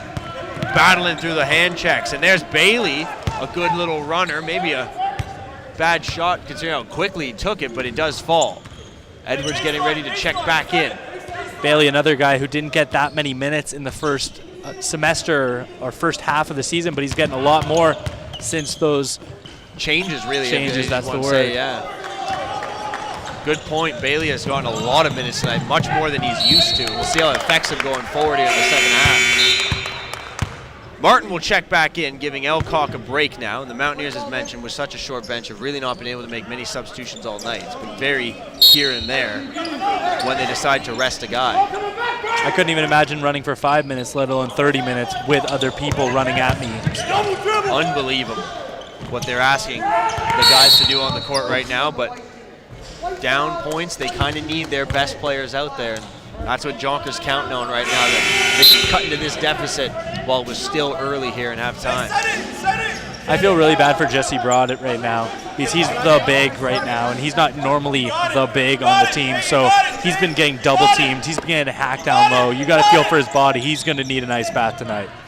Broad usually a 3 or a 4 on this team, as you mentioned, and last year was surprisingly used as a 2 or a 3. Yeah, that's right. With such a size difference, of course. Much different team this year. But Broad now, even with some changes after the break, asked to do a different job. There's a long-range triple. Marshall is back. He's found his touch. And again, it's from that right side. Loves that right side. Martin to Collins. Up top, Elcock. Back to Collins. Now to Martin in that corner. Wants a 3. Doesn't go. Mountaineers can't get a 3-pointer to fall from. Elcock, nice little dribble inside. Barr with the finish. And that finally gets the Mountaineers back on the scoring sheet. 55-40. The lead is 15 right now for the Lions. And the way they've played some really stellar offense, they're taking that shot clock down and they're using up all they can of it and getting a good shot still. Bene inside. Didn't want to use much there. Still got it to fall. And you can see how active James Grant and the bench is for the Lambton Lions and the coaching staff, getting them to pick up their assignments on the other end of the court. Not giving their own team a break for a second. A couple travels not called there on Mohawk. That's a good break for them. Inside Barr.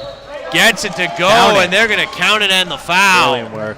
That's what Lamar Barr's always been great for. Whether it was high school, whether it was elementary school when I even played against him. He was just the strongest guy on the court. Doesn't matter if he's 6'2", 6'3". He's the strongest guy on the court. He goes, takes the hit, finishes with ease. And now 4.5 to go in this third quarter. The Mountaineers trailing 15 will have to use this to their advantage and try and spur a comeback based off this three-point play here, as he does cap it off by making the foul shot. And we will see the return of Bray Sabea onto the court, and Jesse Broad gets a break. So now without Broad, their center in this game, the Mountaineers are going to call a timeout, maybe trying to talk over some strategy, how to handle this taller, more physical Lambton lineup that has really brought the game to them all night. And we haven't seen a single thing change here in the third. A little bit of sloppy shoot for both teams, but the pressure is still being brought by the Lions first. Yeah, I'm scared for this lineup for Mohawk. I'm really am, but I respect the way they're playing, and you have to give Jesse Broad a break, but there's no one else that really is known for being down low on this entire roster.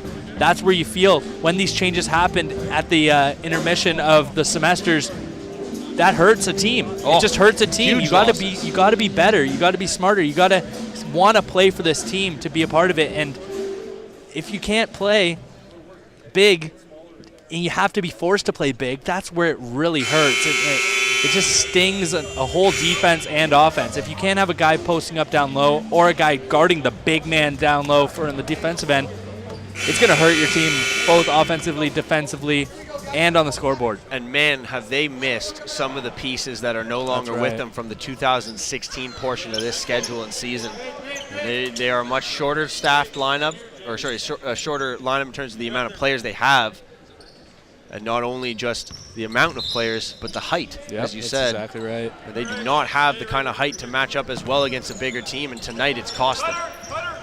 They're trying to play what seems like almost a half press, broken pretty easily by the Lions. Trojak, Marshall across. Paget thought about it, now goes down to his dribble, works on Elcock, underneath, swinging through. Where did he? No, they're going to go a foul or a walk. I believe it's the walk there that's going to get called. He did swing a bow maybe there. Could have thrown an elbow high, but Paget, a pretty physical player down low, is hard to guard. Mountaineers have done him pretty well tonight, guarded him all right.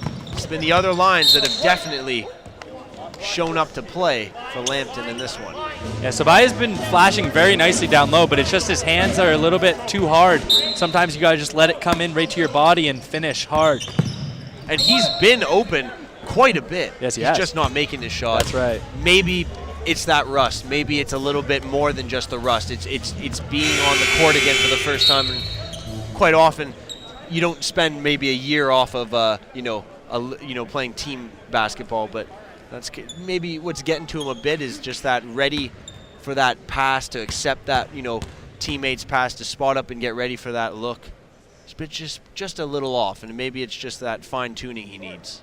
You can go to the gym every day and shoot 200 buckets, but if you have a guy on you, that completely changes your shot, completely changes the mentality of how you shoot, and let alone rebounding, blocks, steals, just the whole stat sheet. Catching a pass, like you're just saying, and having a guy around you is different than catching a pass from a teammate in an open gym, different than dribbling and catching your own rebound off a backboard, take a shot. All that is different. It's hard when you see in your peripherals a guy coming over to block you out.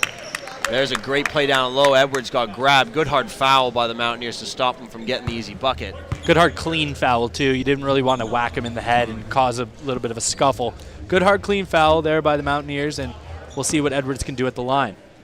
3:53 remain in the third quarter.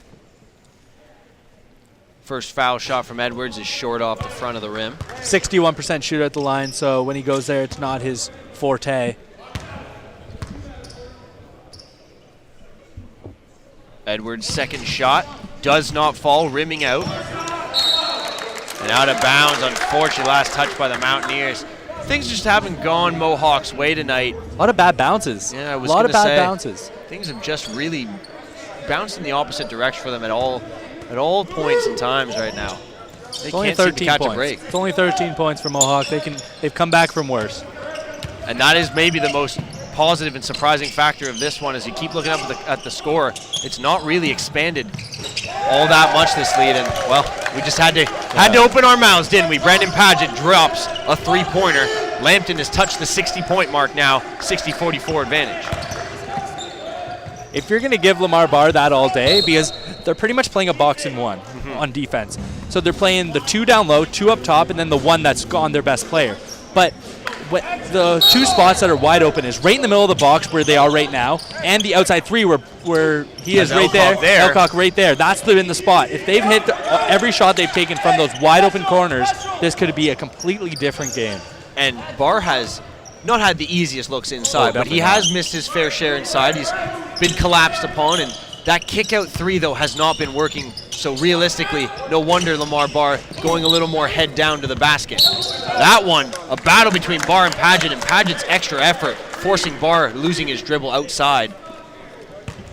Yeah, terrific work by Paget for sure. Getting a hand on it just to deflect it away from Barr. He thought he had it in his hand, but it just fumbled off of him. So Marshall to inbound. Sabaya all over him. Finds Paget.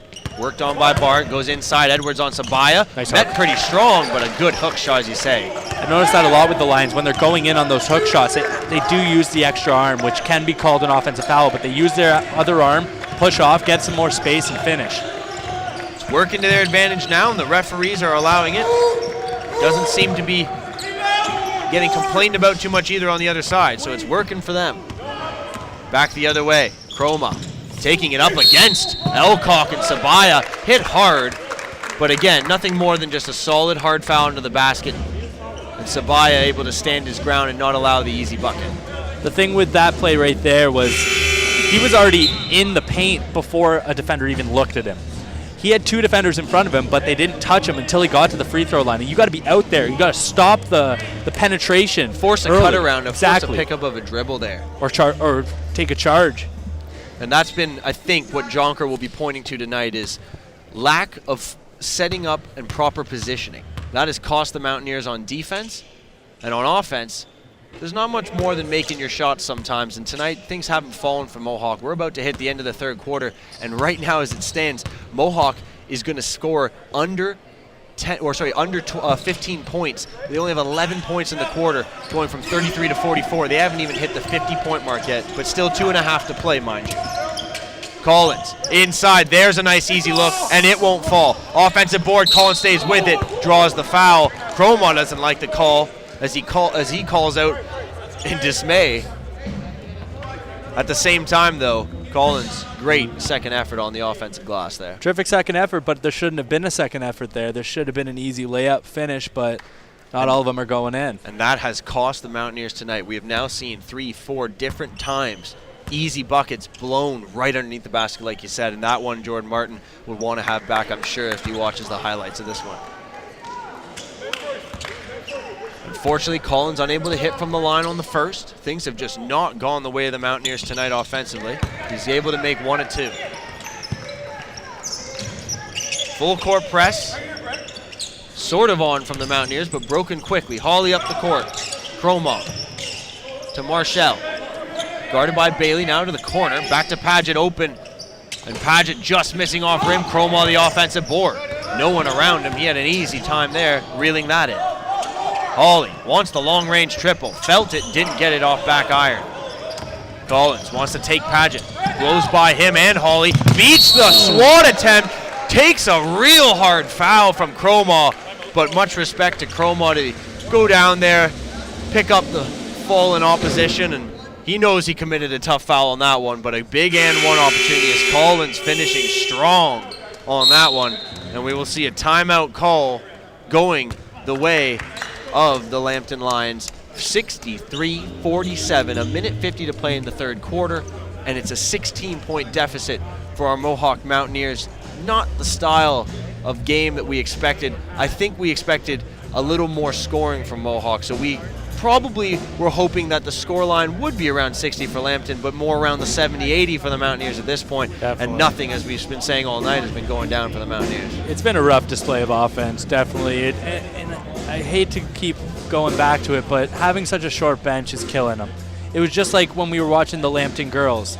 The Lambton girls, they had the players to put in, but they just weren't using them, and Mohawk used everyone on their sheet, but they had 13, 14 players. If you only have 9 players to choose from, you really gotta try to just work your hardest and just try to not get tired, and you gotta be able to rotate and have players to play every position, but the height's not there, and it just seems like they might be getting a little stressed out because of it. I think you're right in the sense also that it's wearing on them that they're not making shots, and then you're getting worn down physically, which wears you down more mentally, and we all know that that's probably where it's at its toughest in those.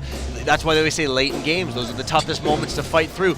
Well, this has been a really late game in just terms of how long they've had to play, been on the court extra time from what they're used to, because Jonker likes to substitute quickly usually. We've got guys on this team through the first half of the year. Collins and Barr were averaging the leading minutes at 25 minutes of a game. So these are not guys used to playing 30 plus. And unfortunately, like you said, I think things are wearing on them now. But there is a long turnover. We saw Paget land again awkwardly, and oh boy, something is not going right with Paget's right ankle and foot. He's trying to stretch it out. Looks nothing more than maybe a bit of a rollover, but that was a weird way he came down there. Elcock cutting through, little drop pass, and oh my! Whacked away with Sabaya. I believe that was Edwards down low, and if it wasn't, it was Bene. Paget. Long range court pass, almost got to us. Marshall down low. Edwards. Oh my! Got blocked hard, but went in hard and earns that call. So he's going to go to the line. I'd like to see him do it a lot more, Edwards. He's a monster. He's an absolute beast. His shoulders they're monstrous. This is a 6'6" guy. Now, there actually is 2 6'6" players on the team. We've talked about Jay Trojak. We've seen him dunk. We've seen him nail from the outside, the Windsor, Ontario native.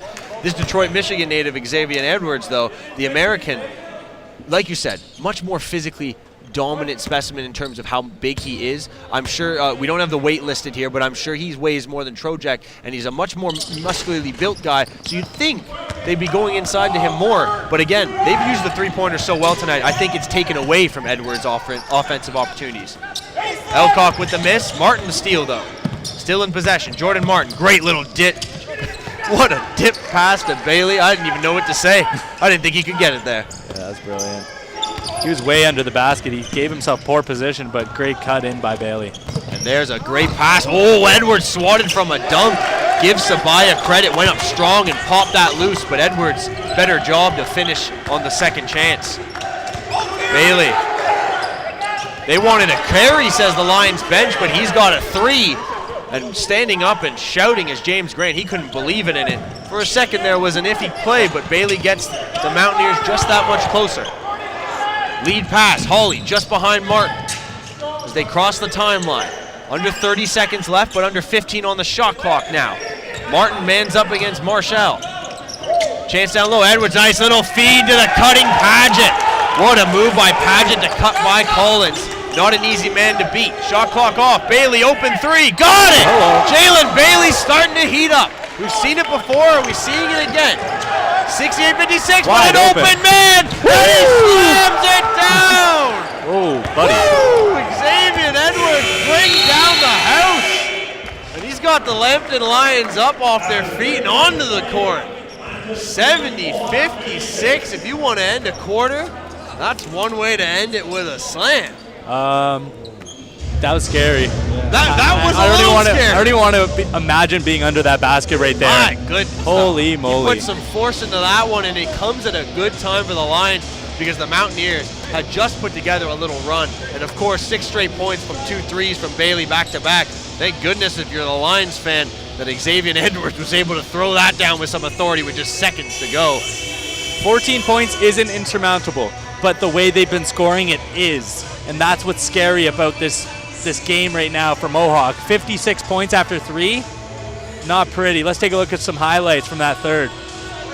And as we look at the highlights, like you said, 14 points isn't a lot, but the Mountaineers have not been, and sorry, our highlights not exactly working right now at the moment, so we'll try and get to them in a bit, but what really took place, if we want to take you through the third quarter there, is the Mountaineers started so slow on the offensive end. The Lambton Lions couldn't really get much going. It was such a slow pace. I think that kind of took the Mountaineers almost out of it. They come back there at the end. Like you said, 14 points isn't insurmountable, but at the same time, the way the Mountaineers have played offense tonight, it's looking that way because they can't get any consistency going. And now we're going to take a look at some of those third quarter highlights quickly before we get to the start of the fourth.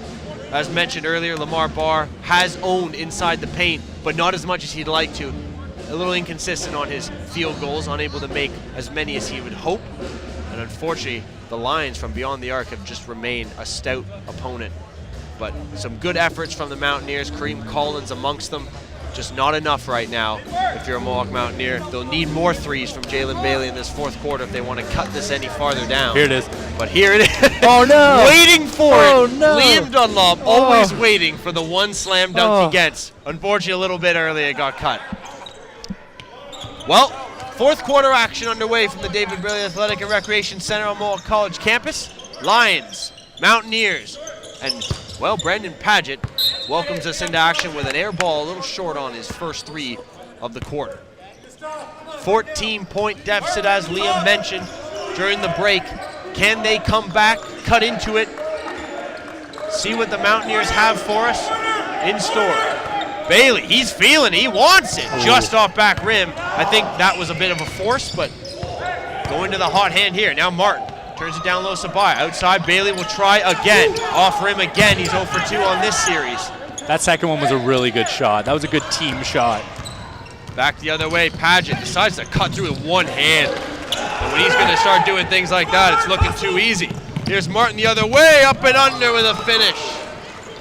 Good pass, a little bit of dilly-dallying by the Lions there, not getting back quick enough on defense, and they pay for it with a quick, easy 2.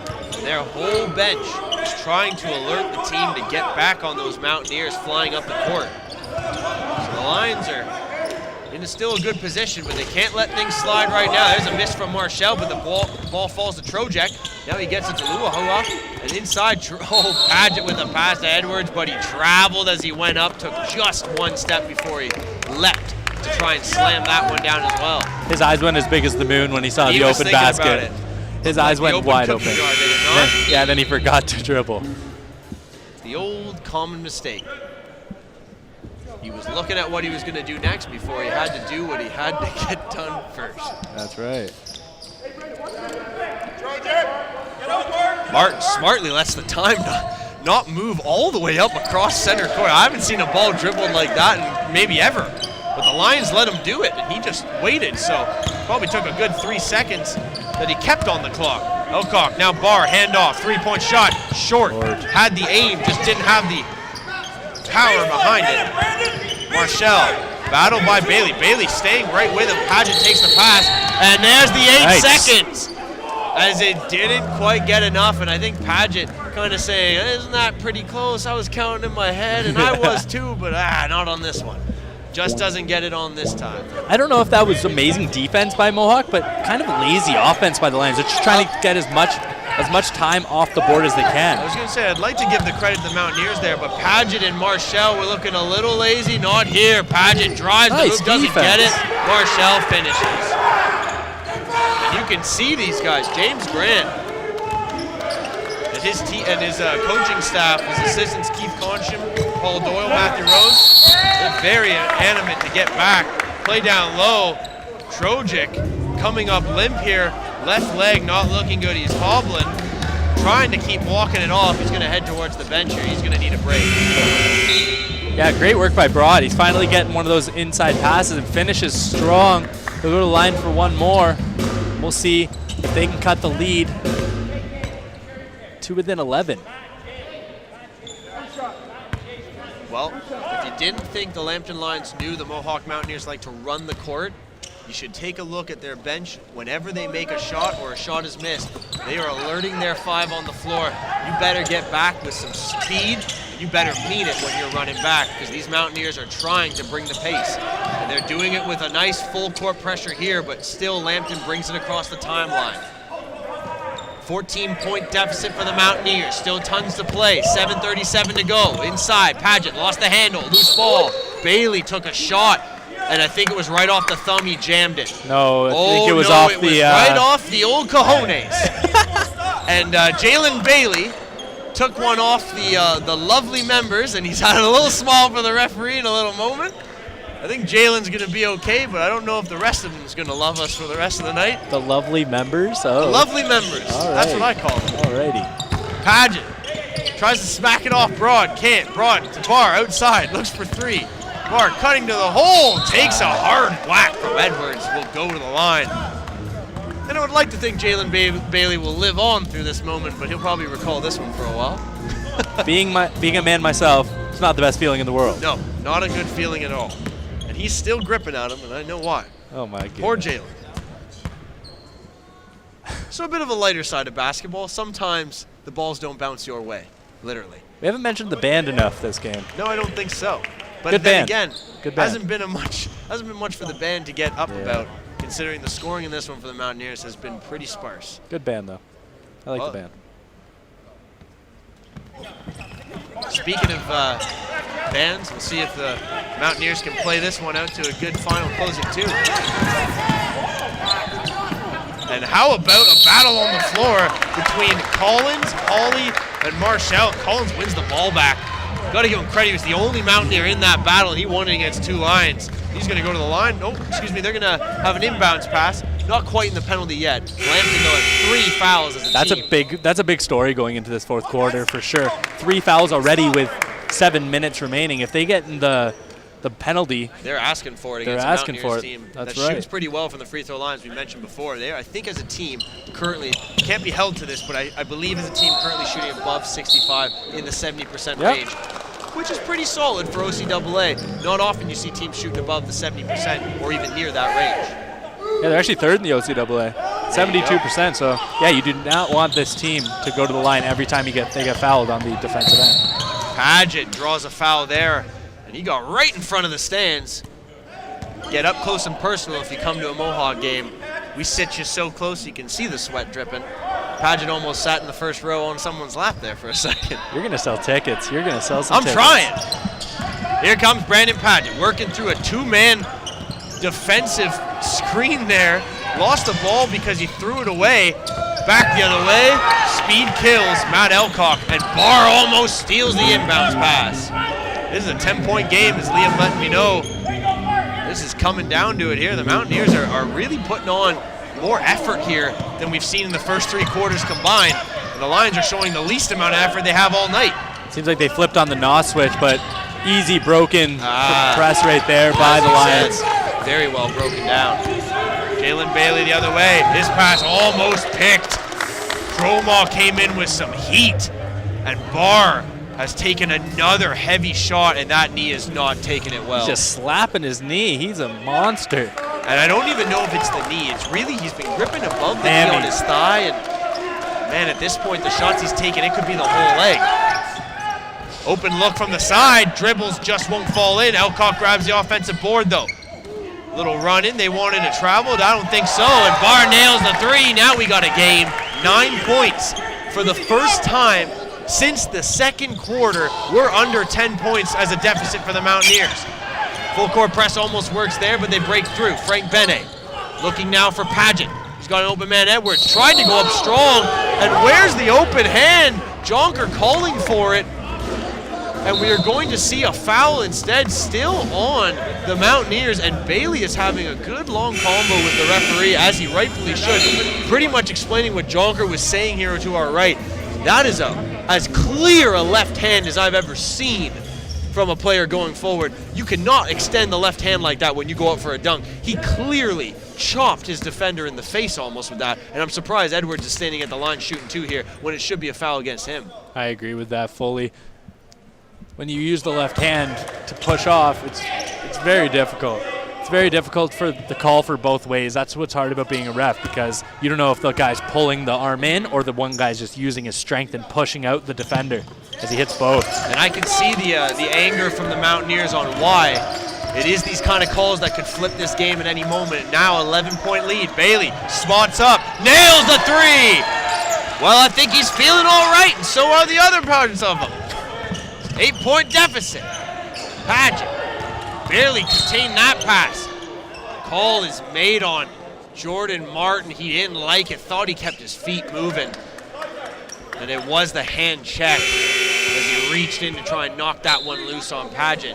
That's the really scary thing about Paget. Most of the time it looks like he's playing in slow-mo, but then he can just turn it up to fast forward right like that. And that's what I think has made him, well, I'm surprised this team isn't winning more this year with a guy like that running the offense. Now, maybe they really haven't been able to put it together. Maybe tonight shows when things do come together what they can be, but Paget, when he's running the offense so pacey, I would say, because he chooses to slow things down so well and then can speed them right back up to 150. And there, Xavier Edwards, he doesn't need no extra push-off on that one, just outworks his opponents, and amongst 3 white jerseys, comes down with the board and goes up strong, earning that second chance foul, and now to the line for 2. Not only is he an absolute beast, he's also got great positioning on the offensive boards. He knows where his defenders are and how to get in front of them and get the best positioning to grab the ball and put it back. Edwards at the line, makes the first, and he's now made 3 of 3 in this quarter. So His speaking confidence. about his abilities down low and his big size, we'll talk about the soft hands from the line. He's made all 3 free throws here, so he's making them count. Misses that one. I might have jinxed him. Rebound, though, for Croma. They keep possession on the offensive end here. Now we have Paget again running the offense from the top. Cuts inside. Good pass. Just went off the fingertips of Edwards and Croma, and then he double dribbled on his way there. That was pretty clear. And the Mountaineers can use this to their advantage. 9-point deficit. They can cut it as low as they have all night since that first half. This has been as close as they've been. Collins cutting through. Almost gave it away, but Martin was right there, Johnny on the spot. Collins back with it. Trying to cut in. Now turn around. Martin's open 3. Doesn't go. Rebound. Tipped. Up. Pulled away by Cromon. Bad throwaway. Martin picks up. Now open 3 for Elcock. Short. Air ball. Marshall. Under pressure from Bailey. Now Collins. Almost lost it. Good beat of the full court press by Paget. And Paget has been smart. Been able to come back to the ball a lot tonight. And finally, a call on Paget. And as you can see, he looked right at his head coach, James Grant, and James Grant went zipping. And I think that was a good call because he was about to say something that might have gone to a second technical. They're asking if it's clear path. Clear path, and they're we are going to call it a clear path, and Paget doesn't like it. I might even have to say, I feel for him on that. I don't know if that was a clear path foul. It's a very close call because he kept his feet moving, hustled back, stayed with Bailey as he made the interception and steal. But Bailey will head to the line and make 1 free throw attempt here from the line for the Mountaineers. And unfortunately, it will rim out. It's 2 actually for the clear path. Yeah, and ball. And the ball. And that is, I think, the biggest part of that call. Ball back for the Mountaineers. So the 1 free throw cuts a day. They haven't been as close as this. Everything they do from here is getting them closer than they've been all game since pretty much the start. Mountaineers winning the battles right now that they need to. Under 5 to go. Bailey from the corner. Doesn't go. They couldn't really use that. Ball picked up by Croma.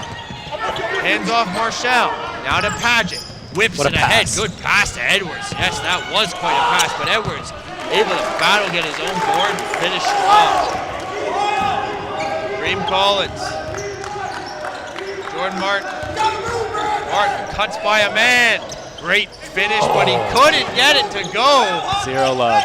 Zero love. Has been the story of the game for the Mountaineers tonight. Marshall driving. Now back to Paget, right near the line, and he's over and back. No foul call, but he knowed it. He knew it. Paget made a real risky call to go back towards the center line there, and I don't know why when he was guarded by 2 white Mountaineers right on him, 2 white jerseys right in front of him, and I don't know why he made that move to the right. Yeah, you're in a tough spot there. As we said during the women's game, it's pretty much like a 4th defender, especially when you're already on the one side, but then the half line acts as a defender. If you cross that, you're giving up the ball regardless.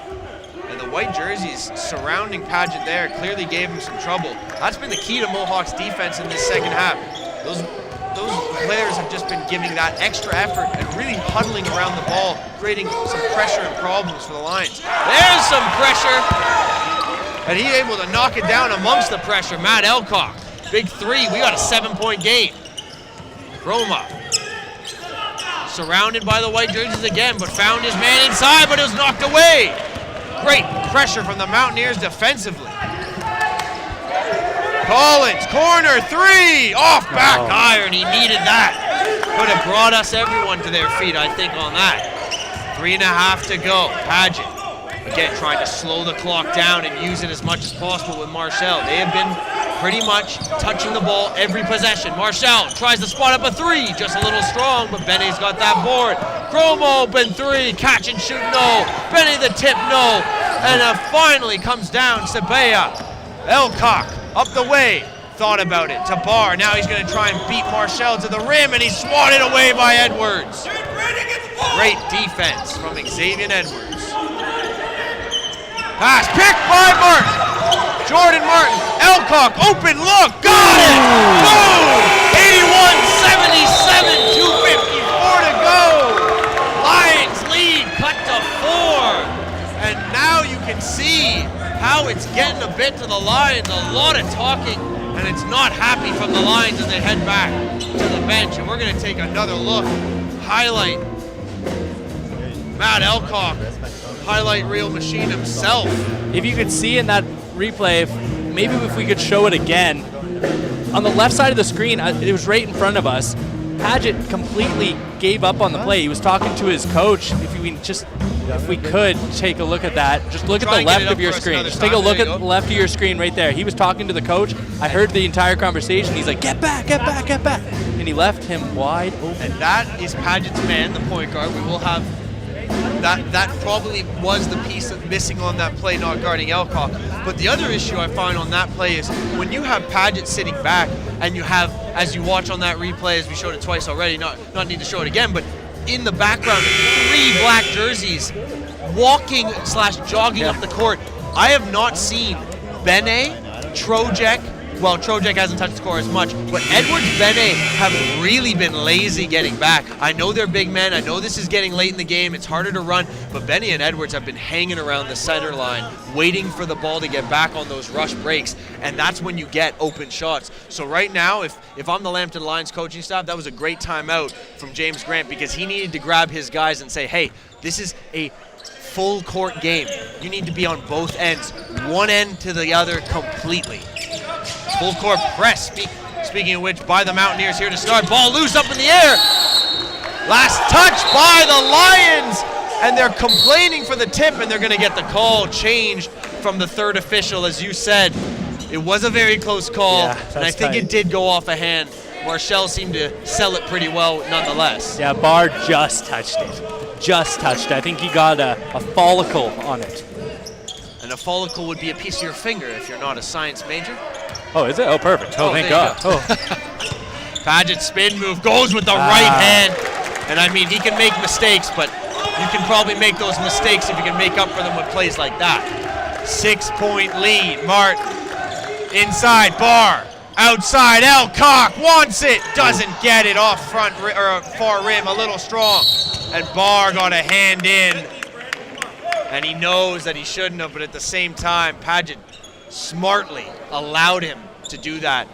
Showed him the ball, Barr went for it, and Paget will go to the line. Big thing for this game, both teams now in the penalty, so every defensive foul, they will be resulted in 2 shots. And Barr, of course, trying to plead his case with one of the officials. And I can understand what Lamar is trying to get at there. He only had his hand barely reached it, and Paget kind of almost corralled it and brought it closer to his body, but a smart play from Brandon Paget. If you feel that pressure, you got that arm wrapped around you, you might as well get that foul, and especially when you're going to the other end to shoot free throws because the other team is in the penalty, as you mentioned. Yeah, it's a great heads-up play. Terrific heads-up play. If you feel a hand in there, like you said, yeah, just clamp it. Like, what are they going to say? They can't say a foul on you for clamping his hand. That's what Lamar wanted, but it's never going to happen. Just great heads-up play by Paget, just showing his experience. So the veteran, 2:21 away from taking his team on the road and getting another victory for the Lions, something that if they want to have any chance at a postseason berth this year, probably out of the way, probably a little bit of a stretch to say they still are in it, but they'll need every win. Elcock to the corner, Sabaya. Barr wants a three-pointer. A little strong with it off the board and out. Paget trying to slow things down under pressure. Breaks through that pressure pretty easily. Marshall under pressure, but his pass to Paget is over and back. Off and through the fingertips of his point guard. So a turnover. That could give the Mountaineers some life. They are down 8. Just like 1:55 to go. Just like what we saw earlier, he took his eye off the prize and was thinking about too much of what's going to happen before he even got the ball. Martin fighting through the hand check there. Underneath the basket, spins underneath. Now finds Bar outside, goes up top to Elcock, swings it around. Sabaya with a pull-up three. There you go. Got it! And welcome Bray Sabaya to the score sheet. Took you long enough. Finally get to see him show up on the score sheet. He's got the skill to do it. It's not a knock against him. We know he can score. Finally gets that 3 to go. Maybe he'll heat up here in the last minute and a half. Marshall inside. Bene works it inside to a cutting Paget, but that right-hand finish doesn't go. Sabaya the board. Elcock now on the run. Lots of Lions back, though. They did push. Let's play some good D getting back quickly. Martin with a good cut and sink. 3-point game. 109 counting.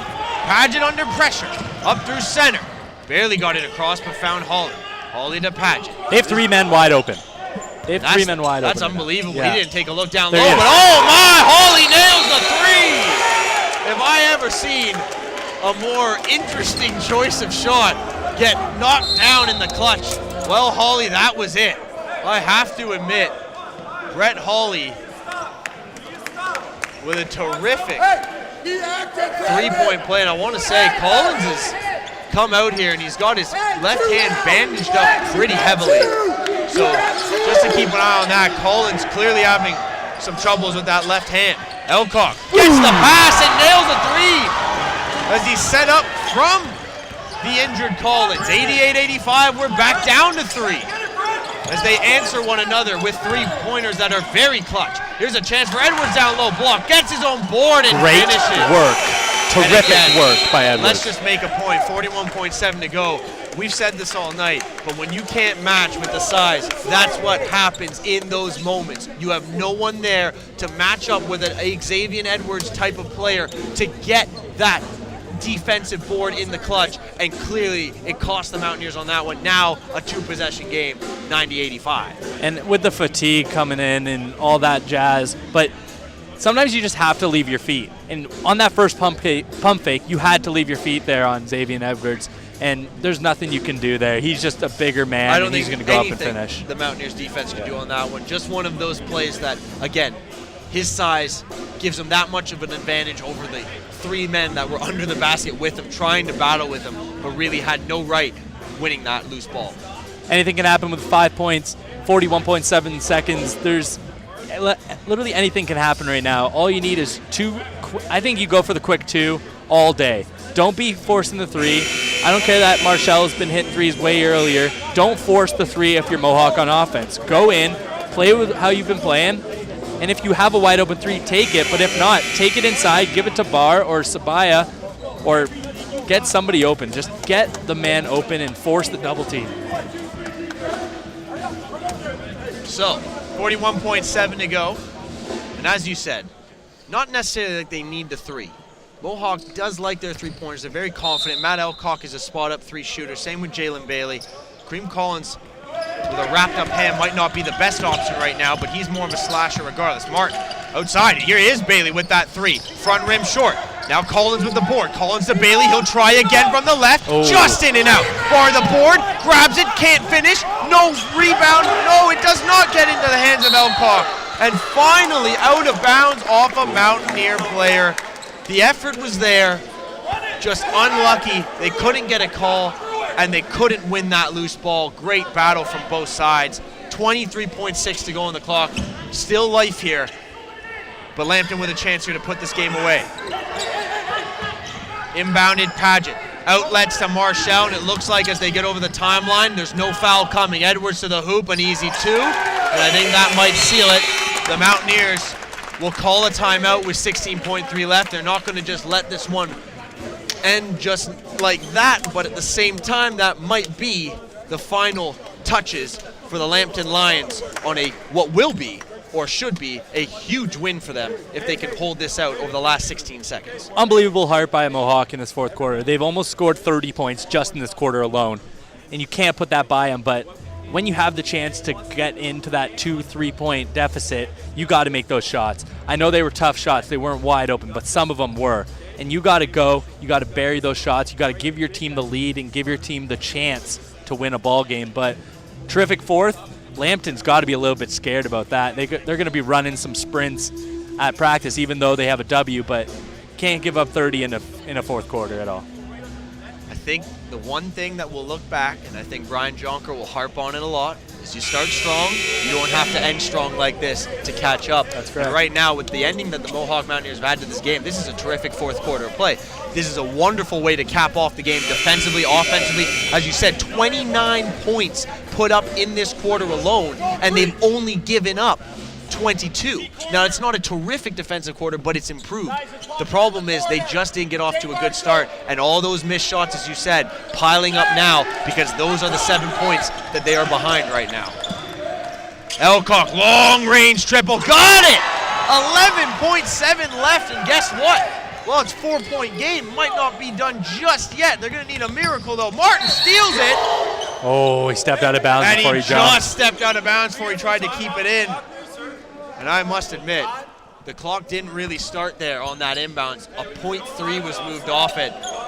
And James Grant is making that point pretty clear. There was no time, and he is right, that went off the clock on that inbound. There's the inbound to Paget, though. The clock will move there, down to 10 seconds. And he is going to be fouled and head down the way to take a pair of free throws here, trying to up this lead to possibly 6. This is where you see if Paget has ice in his veins right here. If he nails these 2, then it's pretty much over. So we'll see what he can do at the line because a miss here, though, as you say, could be costly because the Mountaineers, with the speed they have and the ability they have from beyond the arc, especially with a Matt Elcock, he's feeling it right now. Yes. And you do not want to give him 2 more tries. And there you go. Paget misses number 1. Got to make it. 4 points here. Separate these 2 teams. If he misses this and the Mountaineers can go get a 3. You have to get the board. You have to get the board, though. Edwards Edwards you got to is get there. that board. And Edwards is standing right there, and Bene, much oversized compared to Barr and Bailey, but it's made by Paget. No timeout for the Mountaineers left, I believe. They had to inbounds it. Bailey had to take it quickly up to Martin. Martin has to shoot it. He has to jack it up, and it's well off. The rebound goes to Marshall, and that's going to do it. Paget on the run. Time will run out. The Lambton Lions are pumped, and they have every right to be. They've come into David Bray Athletic and Recreation Center, and they have really stunned this crowd. 93-88. The Lambton Lions victorious come the end of this one. They used the 3-point accuracy that they had through the game to truly take over. And by the time this one gets to the end, all you have left to say is it was a shame that the Mountaineers played so well down the stretch in the fourth quarter, but just didn't have that ability to start the game with the strength and really the effort that we saw in the fourth quarter. Yeah, that's the exact thing. It's just you feel so bad for Mohawk right now, but you can't because their first half was, in a better sense of the word, horrible. It was not 33 points is not a good first half in OCAA basketball. So that's exactly what you got to put it. But give it kudos to Lambton. Now they're on a 3-game win streak, and they're going to stay hot into their next game. But now Mohawk on a 5-game losing streak. That's going to hurt them going into the second semester, especially with only 9 players on this roster. And the one key for the Mohawk Mountaineers, I think, from this game to take is starting slow will cost you every time. Yes. And as we mentioned, it wasn't just starting slow. Missed shots really did get to them tonight. A lot of open threes that they missed early in the game. A lot of open looks underneath the basket that I'm sure Brian Jonker and his guys would love to have back. So the Mountaineers are losers in this one, but still positives to take away from it. Great fourth quarter comeback. Thanks for joining us, everyone, on M-Link. We'll have some highlights here from the fourth quarter and the entirety of the game to take you home with you. Liam Dunlop, Nick Burney, thanks for joining us. Thanks for all the crew, all the great work they did. Take care, everyone. We'll see you next time on M-Link. Finger guns. That was so funny.